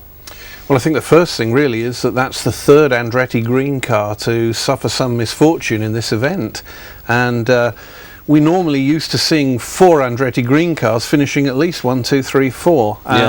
This particular situation, I don't know. I would suspect strongly at that moment in time, just cold tyres. Brian lit it up to get going and sadly reversed it into the wall. This is all we can offer at the moment, because this is all our colleagues in the States showed. But Christopher, what did you make of that?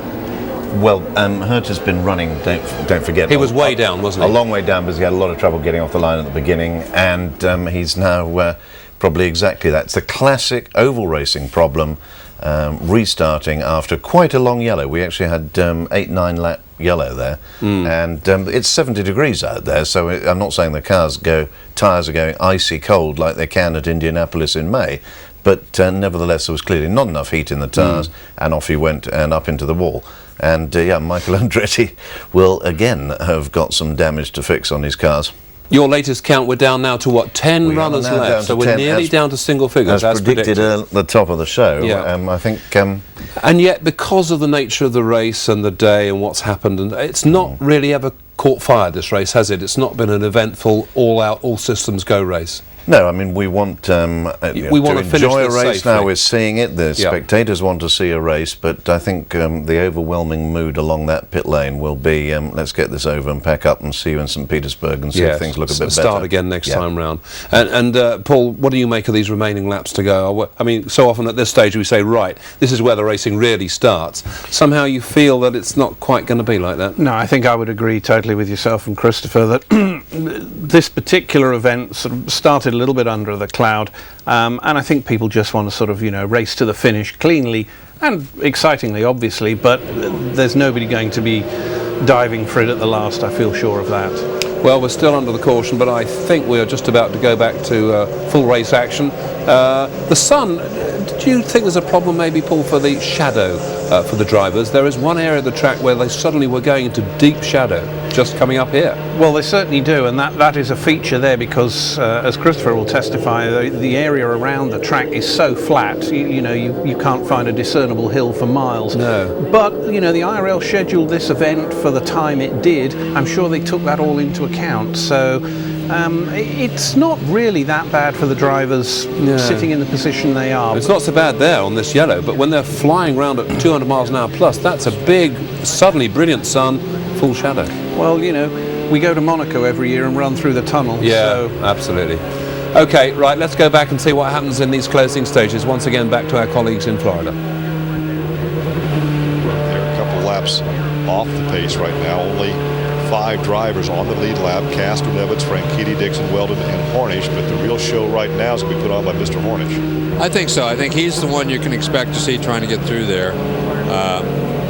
There you look at the 1.5 mile speedways. Hornish has 8 wins, Sharp 5, and Weldon 4. Now they didn't know if the pits are back open now. They really couldn't open the pits because the pit lane exit was blocked by the race car. Yeah. So they slid back off the racing groove across that patch of grass and ended up there on the that exit lane, trying to clean what debris may be up there on the racetrack before they turn them loose. But I think everybody's wanted to pit probably has pitted. Yeah, I don't think you're not going to see any of the leaders go in now. They've made their pit stops. They've got their changes made. It would be foolish for any of those guys. I suppose Sam Hornish, if there was something he really wanted to do, he could go in right now because he wouldn't lose anything. But I don't think you'll see that either. I think he just wants to get the green flag going so he can at least have a chance to get back up there and challenge these guys that are in front of him. Will this be a situation where he may lay back and try to get on the throttle a little later? Well, yeah. I mean, that's what every driver tries to do on every restart, is try to get on that throttle just ever so slightly before the guys in front of them, because you want to get a run on them, but you don't want to pass them before you get that start finish. No frill flag this time, so at least 2 more laps under yellow as the laps wind down. 176, 24 laps to go, and I would think he's going to need at least 20 laps to have a shot. It's going to be difficult now. Here's Eddie Cheever back in the pits, but Eddie's back in 10th position. And he is some 4 laps off the pace. We'll have the frill flag, Larry Rice, this next time by. We'll turn them loose. I think Cheever right now, he's just trying some different things. Going to he changed tires, changed adjustment on the chassis. He's saying to himself, "What the heck am I doing out here?"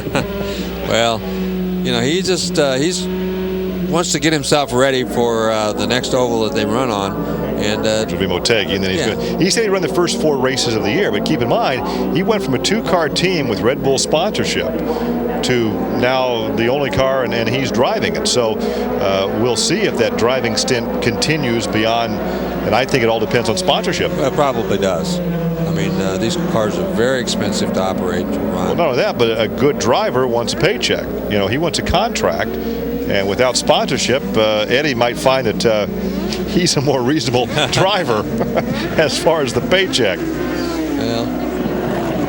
Well, we should have the green flag the next time by. We've had 4 yellows so far today. Vito Mira had a fire on board his Panther race car, but off the first one we had a debris yellow for a few laps, and of course the Tony Kanaan incident there at the pit entrance. Just the most recent yellow, Brian Herta hitting the wall up in turn 1. Down the backstretch, you can see palm trees along the right side, but you wouldn't see them along the front stretch because of all the glare.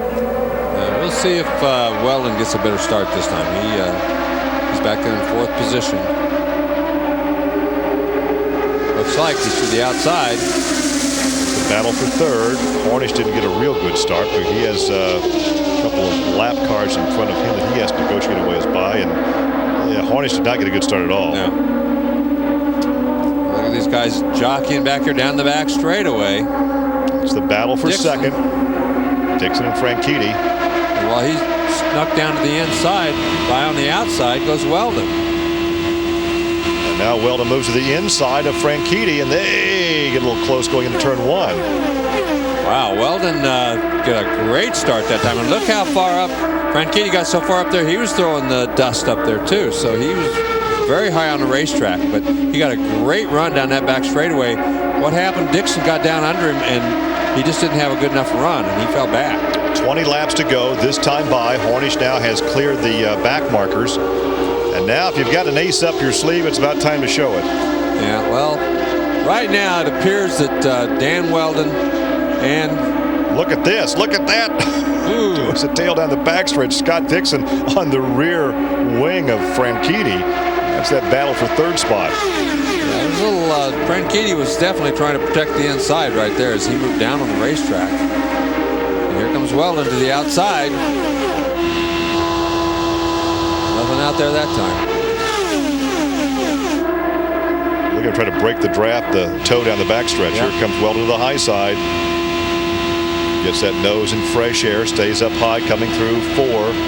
Into the glare down the front straightaway. They complete lap 182. And now Weldon goes a high again into turn 1. Weldon's got the right idea. He just doesn't have quite enough to go around from the outside. Moves up in that second groove. Look at the draft he gets. He gets that toe. He gets up. Oh, that time he got a lot better. He got a lot farther up that time than he had in any of the previous laps. But coming off the corner, push the front ends a little bit. Oh, he might pull this thing off. Castro-Neves lives here in the Miami area. Weldon has a condo in Indianapolis, Indiana. Of course, he's from Emberton, England. Wow. And Weldon. Side by side on lap 184. I think Castro-Neves gets up just a little bit. This is the kind of racing we had expected to see here. Just didn't expect to see it quite this late in the day. Makes for better racing when it comes this late in the day. It does. As Weldon, once he got out there, now that the thing that happens once you get side by side with him like that, you can kind of keep him pinched down coming off the corners. When you pinch him down, he doesn't get quite as much straightaway speed. Doesn't have the momentum coming off the corner. Exactly. You also make sure that he gives you the room when you move down on him and pinch him down there, that he's going to give you enough room to do that without making contact. Well, that's very close racing right there. It's just right. See how much he just got a good run off that time. It looked like Castro-Neves might have had to get out of the throttle just a little bit. Ooh, ever so close. Castro-Neves moved him up the racetrack right there. He got so close to him, and Weldon had to move up the racetrack ever so slightly. But look, he gets a better run down the straightaway. You go out wheel to wheel. Boy. And this is on lap 187. And look at this. Look at Harnish. Harnish split those guys, going right between them. Didn't make it, though. Had to finally get out of the throttle, but he tried to split them, going right down, right in between them. Franchitti is third, Dixon fourth, Harnish is fifth. There's going to be some tire marks on these side pods before this race is over. Boy, this is just unbelievable. They're going 212 miles an hour side by side. Unbelievable. Oh, look at Harnish. He got way wide that time. These guys running side by side like that, it's very hard because there's no clean air back there. That's the reason he tried to go between them before, because that was the only place there was any clean air. Well, I know what the closest 3-car finish was. What's the closest 5-car finish? I don't think we have a record for that. I don't know. Look at this, 3 wide. Harnish made it work up to 4th. Wow, he just forced Dixon way down low that time. Dixon had no choice but to get out of the throttle because he was clear underneath the white line. Who has the most fortitude? Boy, I guess. Who can hold their breath the longest? And here comes Harnish on the inside of Franchitti. Weldon has kind of lost that advantage. Once you get back behind him like that, it's very difficult to get back up there. Now that he's got to worry about Harnish, if he gets up on the outside of Weldon, then they're going to effectively block those guys out. 10 laps to go, Larry. 10 laps to go. And Harnish is running way wider than anybody else, way high on the racetrack, and he wants to stay up there because he wants to stay where nobody else is running. We've seen him do that at this racetrack several times. He likes the high groove. He likes to run out there where nobody else is. So Castro-Neves, by the luck of that last yellow, had ducked in under the yellow after his teammate made a pit stop under the green. That gave him the lead on the restart. Look at Weldon. He's trying to pull that same move. He just can't quite get the momentum off of the corner and down the straightaway, and that's what he's got to have. You got to have that little bit of a oomph to get up there right beside him. If you ever get up wheel to wheel with him, then you have, I wouldn't say an advantage, but you've got a chance. But as long as you don't get wheel to wheel with him through the middle of the corner, well, Harnish may win this thing because those two guys may take each other out. Well, Weldon's not going to stop trying, I can promise you that. But it's still going to be very difficult. Right now, Harnish is not up there even in a position to challenge him. He's 4 or 5 car lengths back. 7 laps to go. There's the gap between first and second. Castro-Neves has led since lap 161 after that last round of pit stops.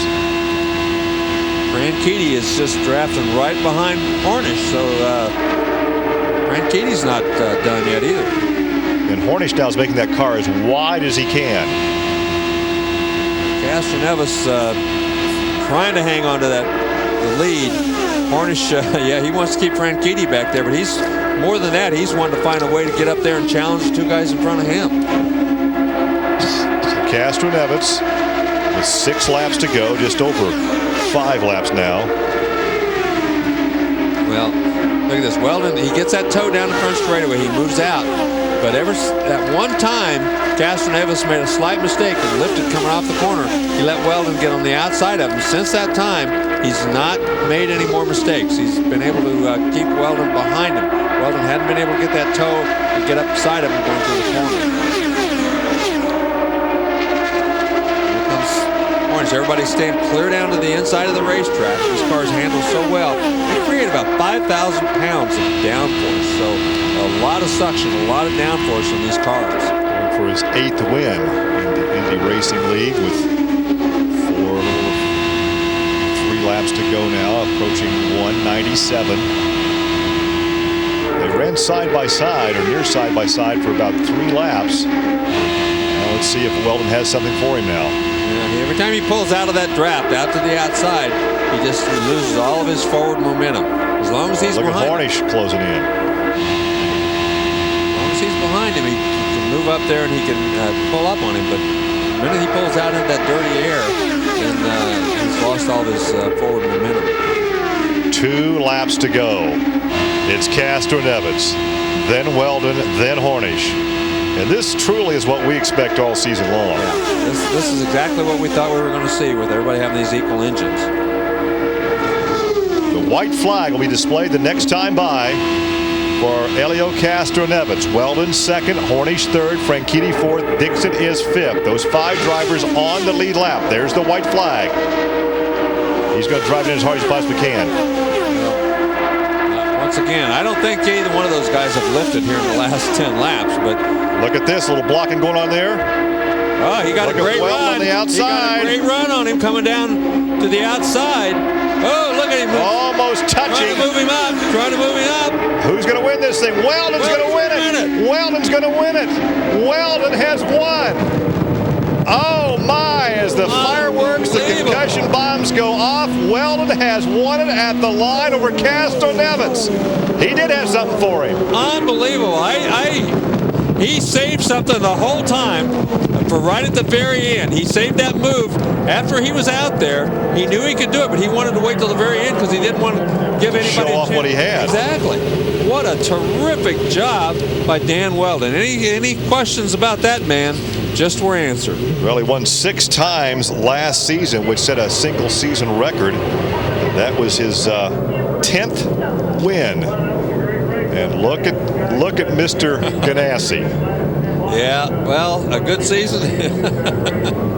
Can you hold your breath that long, Chip? The good season that he's having just got extended. It continues, that's for sure. Unbelievable. So he had something left, but he knew what he had, but nobody else knew. Yeah, nobody else had any idea, including us. I didn't think he had anything. Thought he was giving it everything he had, but right there at the very end, the last coming off a 2 on that very last lap.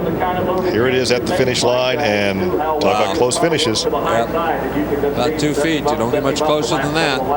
14 1,000ths of a second. And Castroneves was just saying, how in the world did I let that happen? How did he do that? I can promise you that Helio is not a happy man right now. Because he did Weldon, Castroneves, Hornish took 3rd, Franchitti 4th, Dixon 5th. Those 5 on the lead lap. Then Matsura and Sharp. So not a bad day for Fernandez Racing. They took 6th and 7th. Then Giafoni was 8th, 9th Schechter, 10th was Cheever, Kanan was 11th, Chesson 12th, Herta was 13th, Lazier 14th, Andretti 15th, and Mira was 16th. You got Dan Weldon back. Unbelievable. First time with this team back in victory. So actually, like the Phoenix, back from the ashes, we have Team Ganassi. And Weldon continues his winning ways. That was a case where you just had to hold your breath. Oh yeah. Well, you gotta give him a lot of credit. There was not very many ways you were going to win that race, but he figured one out right there at the end. And all he could do was stay on the high side. Yep. He had to figure out a way to get that draft, get clear beside him going through the corner, which is what he did on the very last lap. He didn't do it until the very last corner, the very last lap.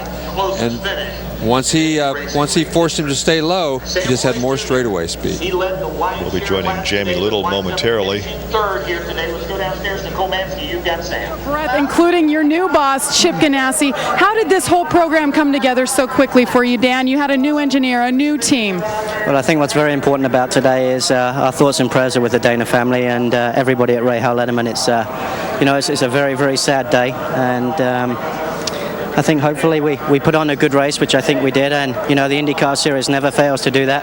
I think it's certainly a very entertaining series and probably one of the most competitive in the world, but just a very, very sad day. We know that you ran his number on your side pods here, and I'm sure he was motivating you out there, just knowing you had to put your head down, go to the grindstone. Let's talk about the closing laps with Helio Castroneves, though, Dan. You guys even touched multiple times, we saw. Take us through it. That's the thing about the IndyCar series. I think everybody respects one another an immense amount, and you could see that we could run very, very close, and I have to give Helio credit. Whenever you run side by side with Helio, he gives you just enough room, and I hope I do the same for him, but it was entertaining as always. Dan, I have to ask you, as an athlete, as a race car driver, what everybody went through today, how are you able to put your race face on and come out and put such a great show on and take home the victory? Well, it's difficult under such difficult circumstances because, the IndyCar community is a family, and even if you don't know somebody very well, you have to respect them immensely to do what they do. It's not just flat out racing like some people say. It's very, very difficult. So you just have to. It's a job that can be pretty vicious at times, and they can also have very many highs. But I want to say for everybody, the fans, that our thoughts and prayers are with the Dana family and everybody at Rahal Letterman. But I got to say to the fans as well, I think they're a big part of every driver pulling through difficult circumstances. Nice. Welcome. A nice welcome, I guess. And although you see some smiles down there, it will be guys, well done, Marty Reed. What a finish. And the reference to 2 for 2 is that team. It will be a very subdued victory lane here. Yeah. Of course, the reference to 2 in a row, referring to the race at the Rolex 24 at Daytona. So once again, a .017 margin of victory for Weldon over Castroneves here at Homestead.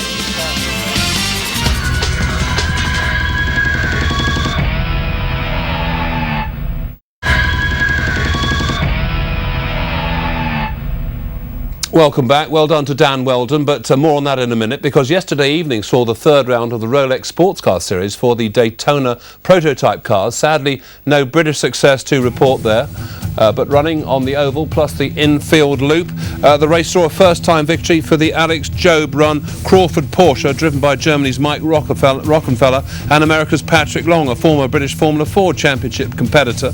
In second place, Christian Fittipaldi and Lucas Luhr. They drove the Chiva team Crawford Porsche, and third place went to the Ganassi team, Riley Lexus, driven by Scott Pruitt and Luis Diaz. The best placed Brit, that was Guy Smith, who drove with Chris Dyson into 7th place.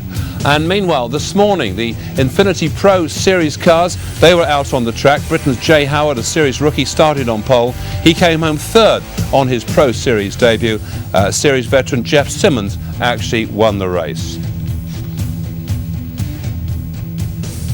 So here's then the result of the race we've just enjoyed. Dan Weldon, a dramatic late victory. What a finish it was. We'll have a look at that in a moment.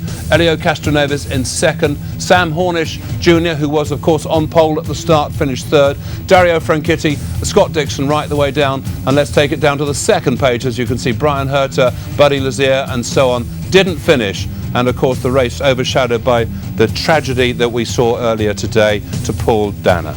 But meantime, what we're going to do is take another break. We're back with you in a couple of minutes to look back at an eventful race.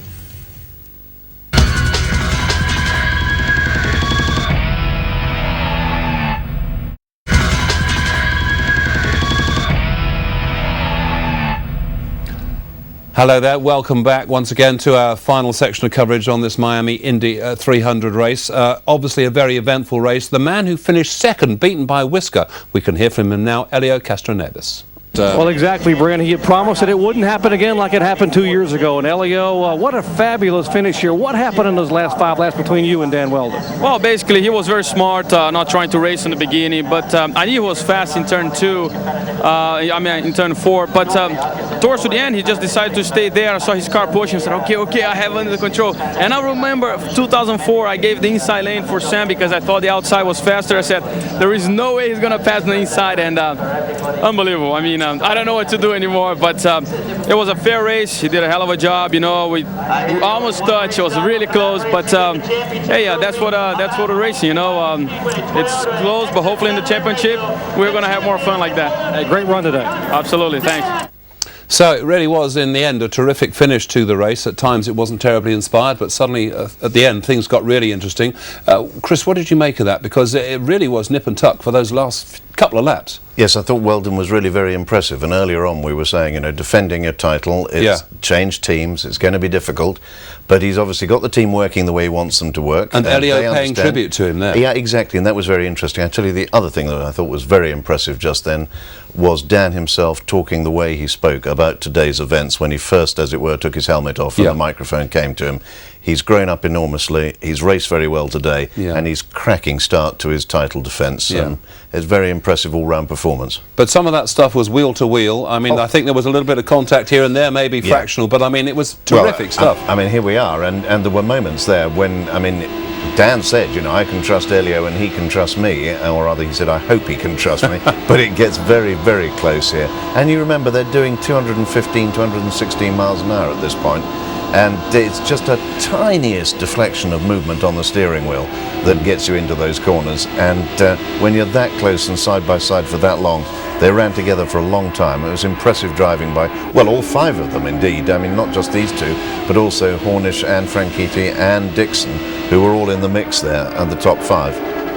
And Paul, you were saying before, I'll give you credit, it was some way before this particular moment, you said, I have a feeling that the young man Dan might well be holding something sort of back and he's going to throw it all in those last couple of laps, and you were spot on. Yeah, he was looking very strong. He was putting the car in all sorts of places to see where the aero worked, see how the car worked. Turn 4, when you come out of turn 4, it's fairly bumpy there, and he was quite brave to come out wide, but he got the run, and that's what took the win. So he put a lot of effort into that, and I think, as Chris said, you know, we've seen Dan now over three seasons here. He has matured unbelievably so. I mean, he's a really smart kid now. While we were watching earlier on, you were saying it's all down to how he gels with new team, whatever. Straight away is the answer. I mean, this is a very talented young driver. Yes, I mean, the advantage, as we go back to the start of the show, as we explained to everybody, pretty much everybody has identical equipment now. So it's the little things that matter. The advantage for Dan Weldon, even though he's gone to a new team, is he's gone into a team using the equipment he's been used to running it almost exclusively for the last 2 seasons. So he knows the little nip and tucks that you need. He's got a great experienced engineer in Andy Brown, who's been in that series for nearly 10 years now. So it's a new team. It is about getting to know your teammates and everything, but he's a very driven individual, and we've seen today the performance is there, and he's using his head. Yeah, and Chris, when he went for that victory charge, I mean, he did it the hard way because he was on the outside, and I mean, as Paul said, I mean, it's not easy coming. Well, that's what Elio was just saying. He said, you know, it was a couple of years ago that he tried to give up the outside, but he wasn't having any of it. He said, I'm not going to give away to Dan. At this stage, he would have fancied Castroneves. And just there, he would have fancied Castroneves, and it was literally by the length of the Dallara's nose piece that he got it. So it's pretty impressive there. Just that, the nose piece. One of the things to note when they were coming out of 4 there was that very cleverly Dan kept Elio right down at the bottom of the track. Elio wasn't allowed to run wide out where he would have picked up the speed, so Elio actually had to slow rather than Dan picked up speed. And that, as I say, is a real sign of maturity. Yeah, I mean, they were saying they trust each other, they think they can trust each other, and they obviously can, but even at the same time, they're still just trying to push each other just that little bit so one of them gets the advantage. It's professional gamesmanship, but as Christopher's just pointed out, it's at over 200 miles an hour. Now, next week, it's a very different race, isn't it, Chris? Because they go upstate and across to the Gulf Coast, and they're racing at Sarasota, and that's a street circuit, and it's going to be entirely different from this. Yes, that's right, and it is just the second year, of course, that the IRL has done any street races, and so, or road courses, non-oval, we should say. So St. Petersburg's the first one. A number of things are interesting there. The Panos chassis with the Rahal Letterman team after this weekend's tragedy will, as Bobby Rahal has announced, return to competition next weekend on the streets of St. Petersburg. And the Panos chassis is fancied, David, as a street handling chassis. And therefore, with the 5 we've seen today, the 2 Penske's, the 2 Targets, well, we should say probably 6, because we're not always going to lose Canaan up against the pit wall. So with the Andretti Green team and the 2 Rahal Letterman teams, it should be very, very interesting on that street track. I was going to say, from what you've seen so far, these cars on street tracks, how does it go? I mean, is it the spectacle? I mean, we've just seen high speed, 200 miles an hour plus. Obviously, street racing, totally different. Yep, but I'm a huge fan of street racing, and the fans are as well. No matter where you go in the world, you see people want to watch street racing. It doesn't matter whether it's Long Beach, the Monaco Grand Prix, even A1 recently in Durban, South Africa. People like street racing, and I think the St. Petersburg race promises to be one not to miss. Yeah, and your thoughts about what might happen at Sarasota, Paul? Well, I think, as Chris says, it's very exciting. It's a complete change of discipline, so the guys really do relish the change. Again, identical equipment situation, identical engines. It's very tight, very narrow, 90-degree corners. There'll be a little bit of pushing and shoving like there was last year. Should be a great spectacle. We'll, of course, bring that to you. More details on that in a moment. Right now, though, what we can do is hear from the man who started this last race on pole, Sam Hornish Jr. There's certainly things you can't control, is to be stuck on pit road when a yellow comes out. Yeah, I mean, you know, what's happened so many times to me, I don't really know where to start, but, you know, we got to keep our heads up. You know, Marlboro Team Penske came home with 2nd and 3rd today, and that's exactly what we needed to do if we couldn't win, and, you know, we got all the laps done, and it was just, you know, a tough day for us out there. We led so many laps that, you know, when things go that well for you, you're just waiting for the other thing to drop and something, you know, bad to happen, but, you know, what can we say? We finished 3rd. We can't be too sad about that. Absolutely, you've got to take something positive out of that. Right, we're getting near the end now. Chris, your thoughts looking back on this first race with all the problems involved, the sadness, of course, and your thoughts about the rest of the season. What a start for Dan Wheldon. What a start for Dan Wheldon. I mean, we spent a lot of time in the last 2 or 3 weeks talking to friends in the States, thinking about this event, thinking about the preparation for it. Everything, of course, overhung by the loss of Paul Danner earlier on today. However, the race has turned out, towards the end, like we think the rest of the season's going to be. Looks like being a great season. And from your point of view, Paul, I mean, the young man is living up to our expectations. This could be a fantastic season again for him. Without question. As I said to you, you know, I've been very impressed with Dan. He's matured, and continued to mature. This season, I think, is going to be a cracking season because the equipment, as I keep saying, now it's identical. It's so close. Boys, thank you very much indeed. So there we are. It has, of course, been a tragic start to the new season, but nevertheless, our congratulations to Dan Wheldon. And for the second round, the series, as we've heard, it moves up the coast and across to St. Petersburg near Tampa, current home, of course, of Dan Wheldon, who won the event last year. It's one of just 3 road races on the calendar, certain to produce fireworks. So you can see that race next weekend, live on Sky Sports Extra, April the 2nd, time 8:30. Make that date in your diary. In the meantime, thanks very much indeed for joining us on this sad night. My thanks to the guests, and of course we shall leave you now remembering Paul Dana.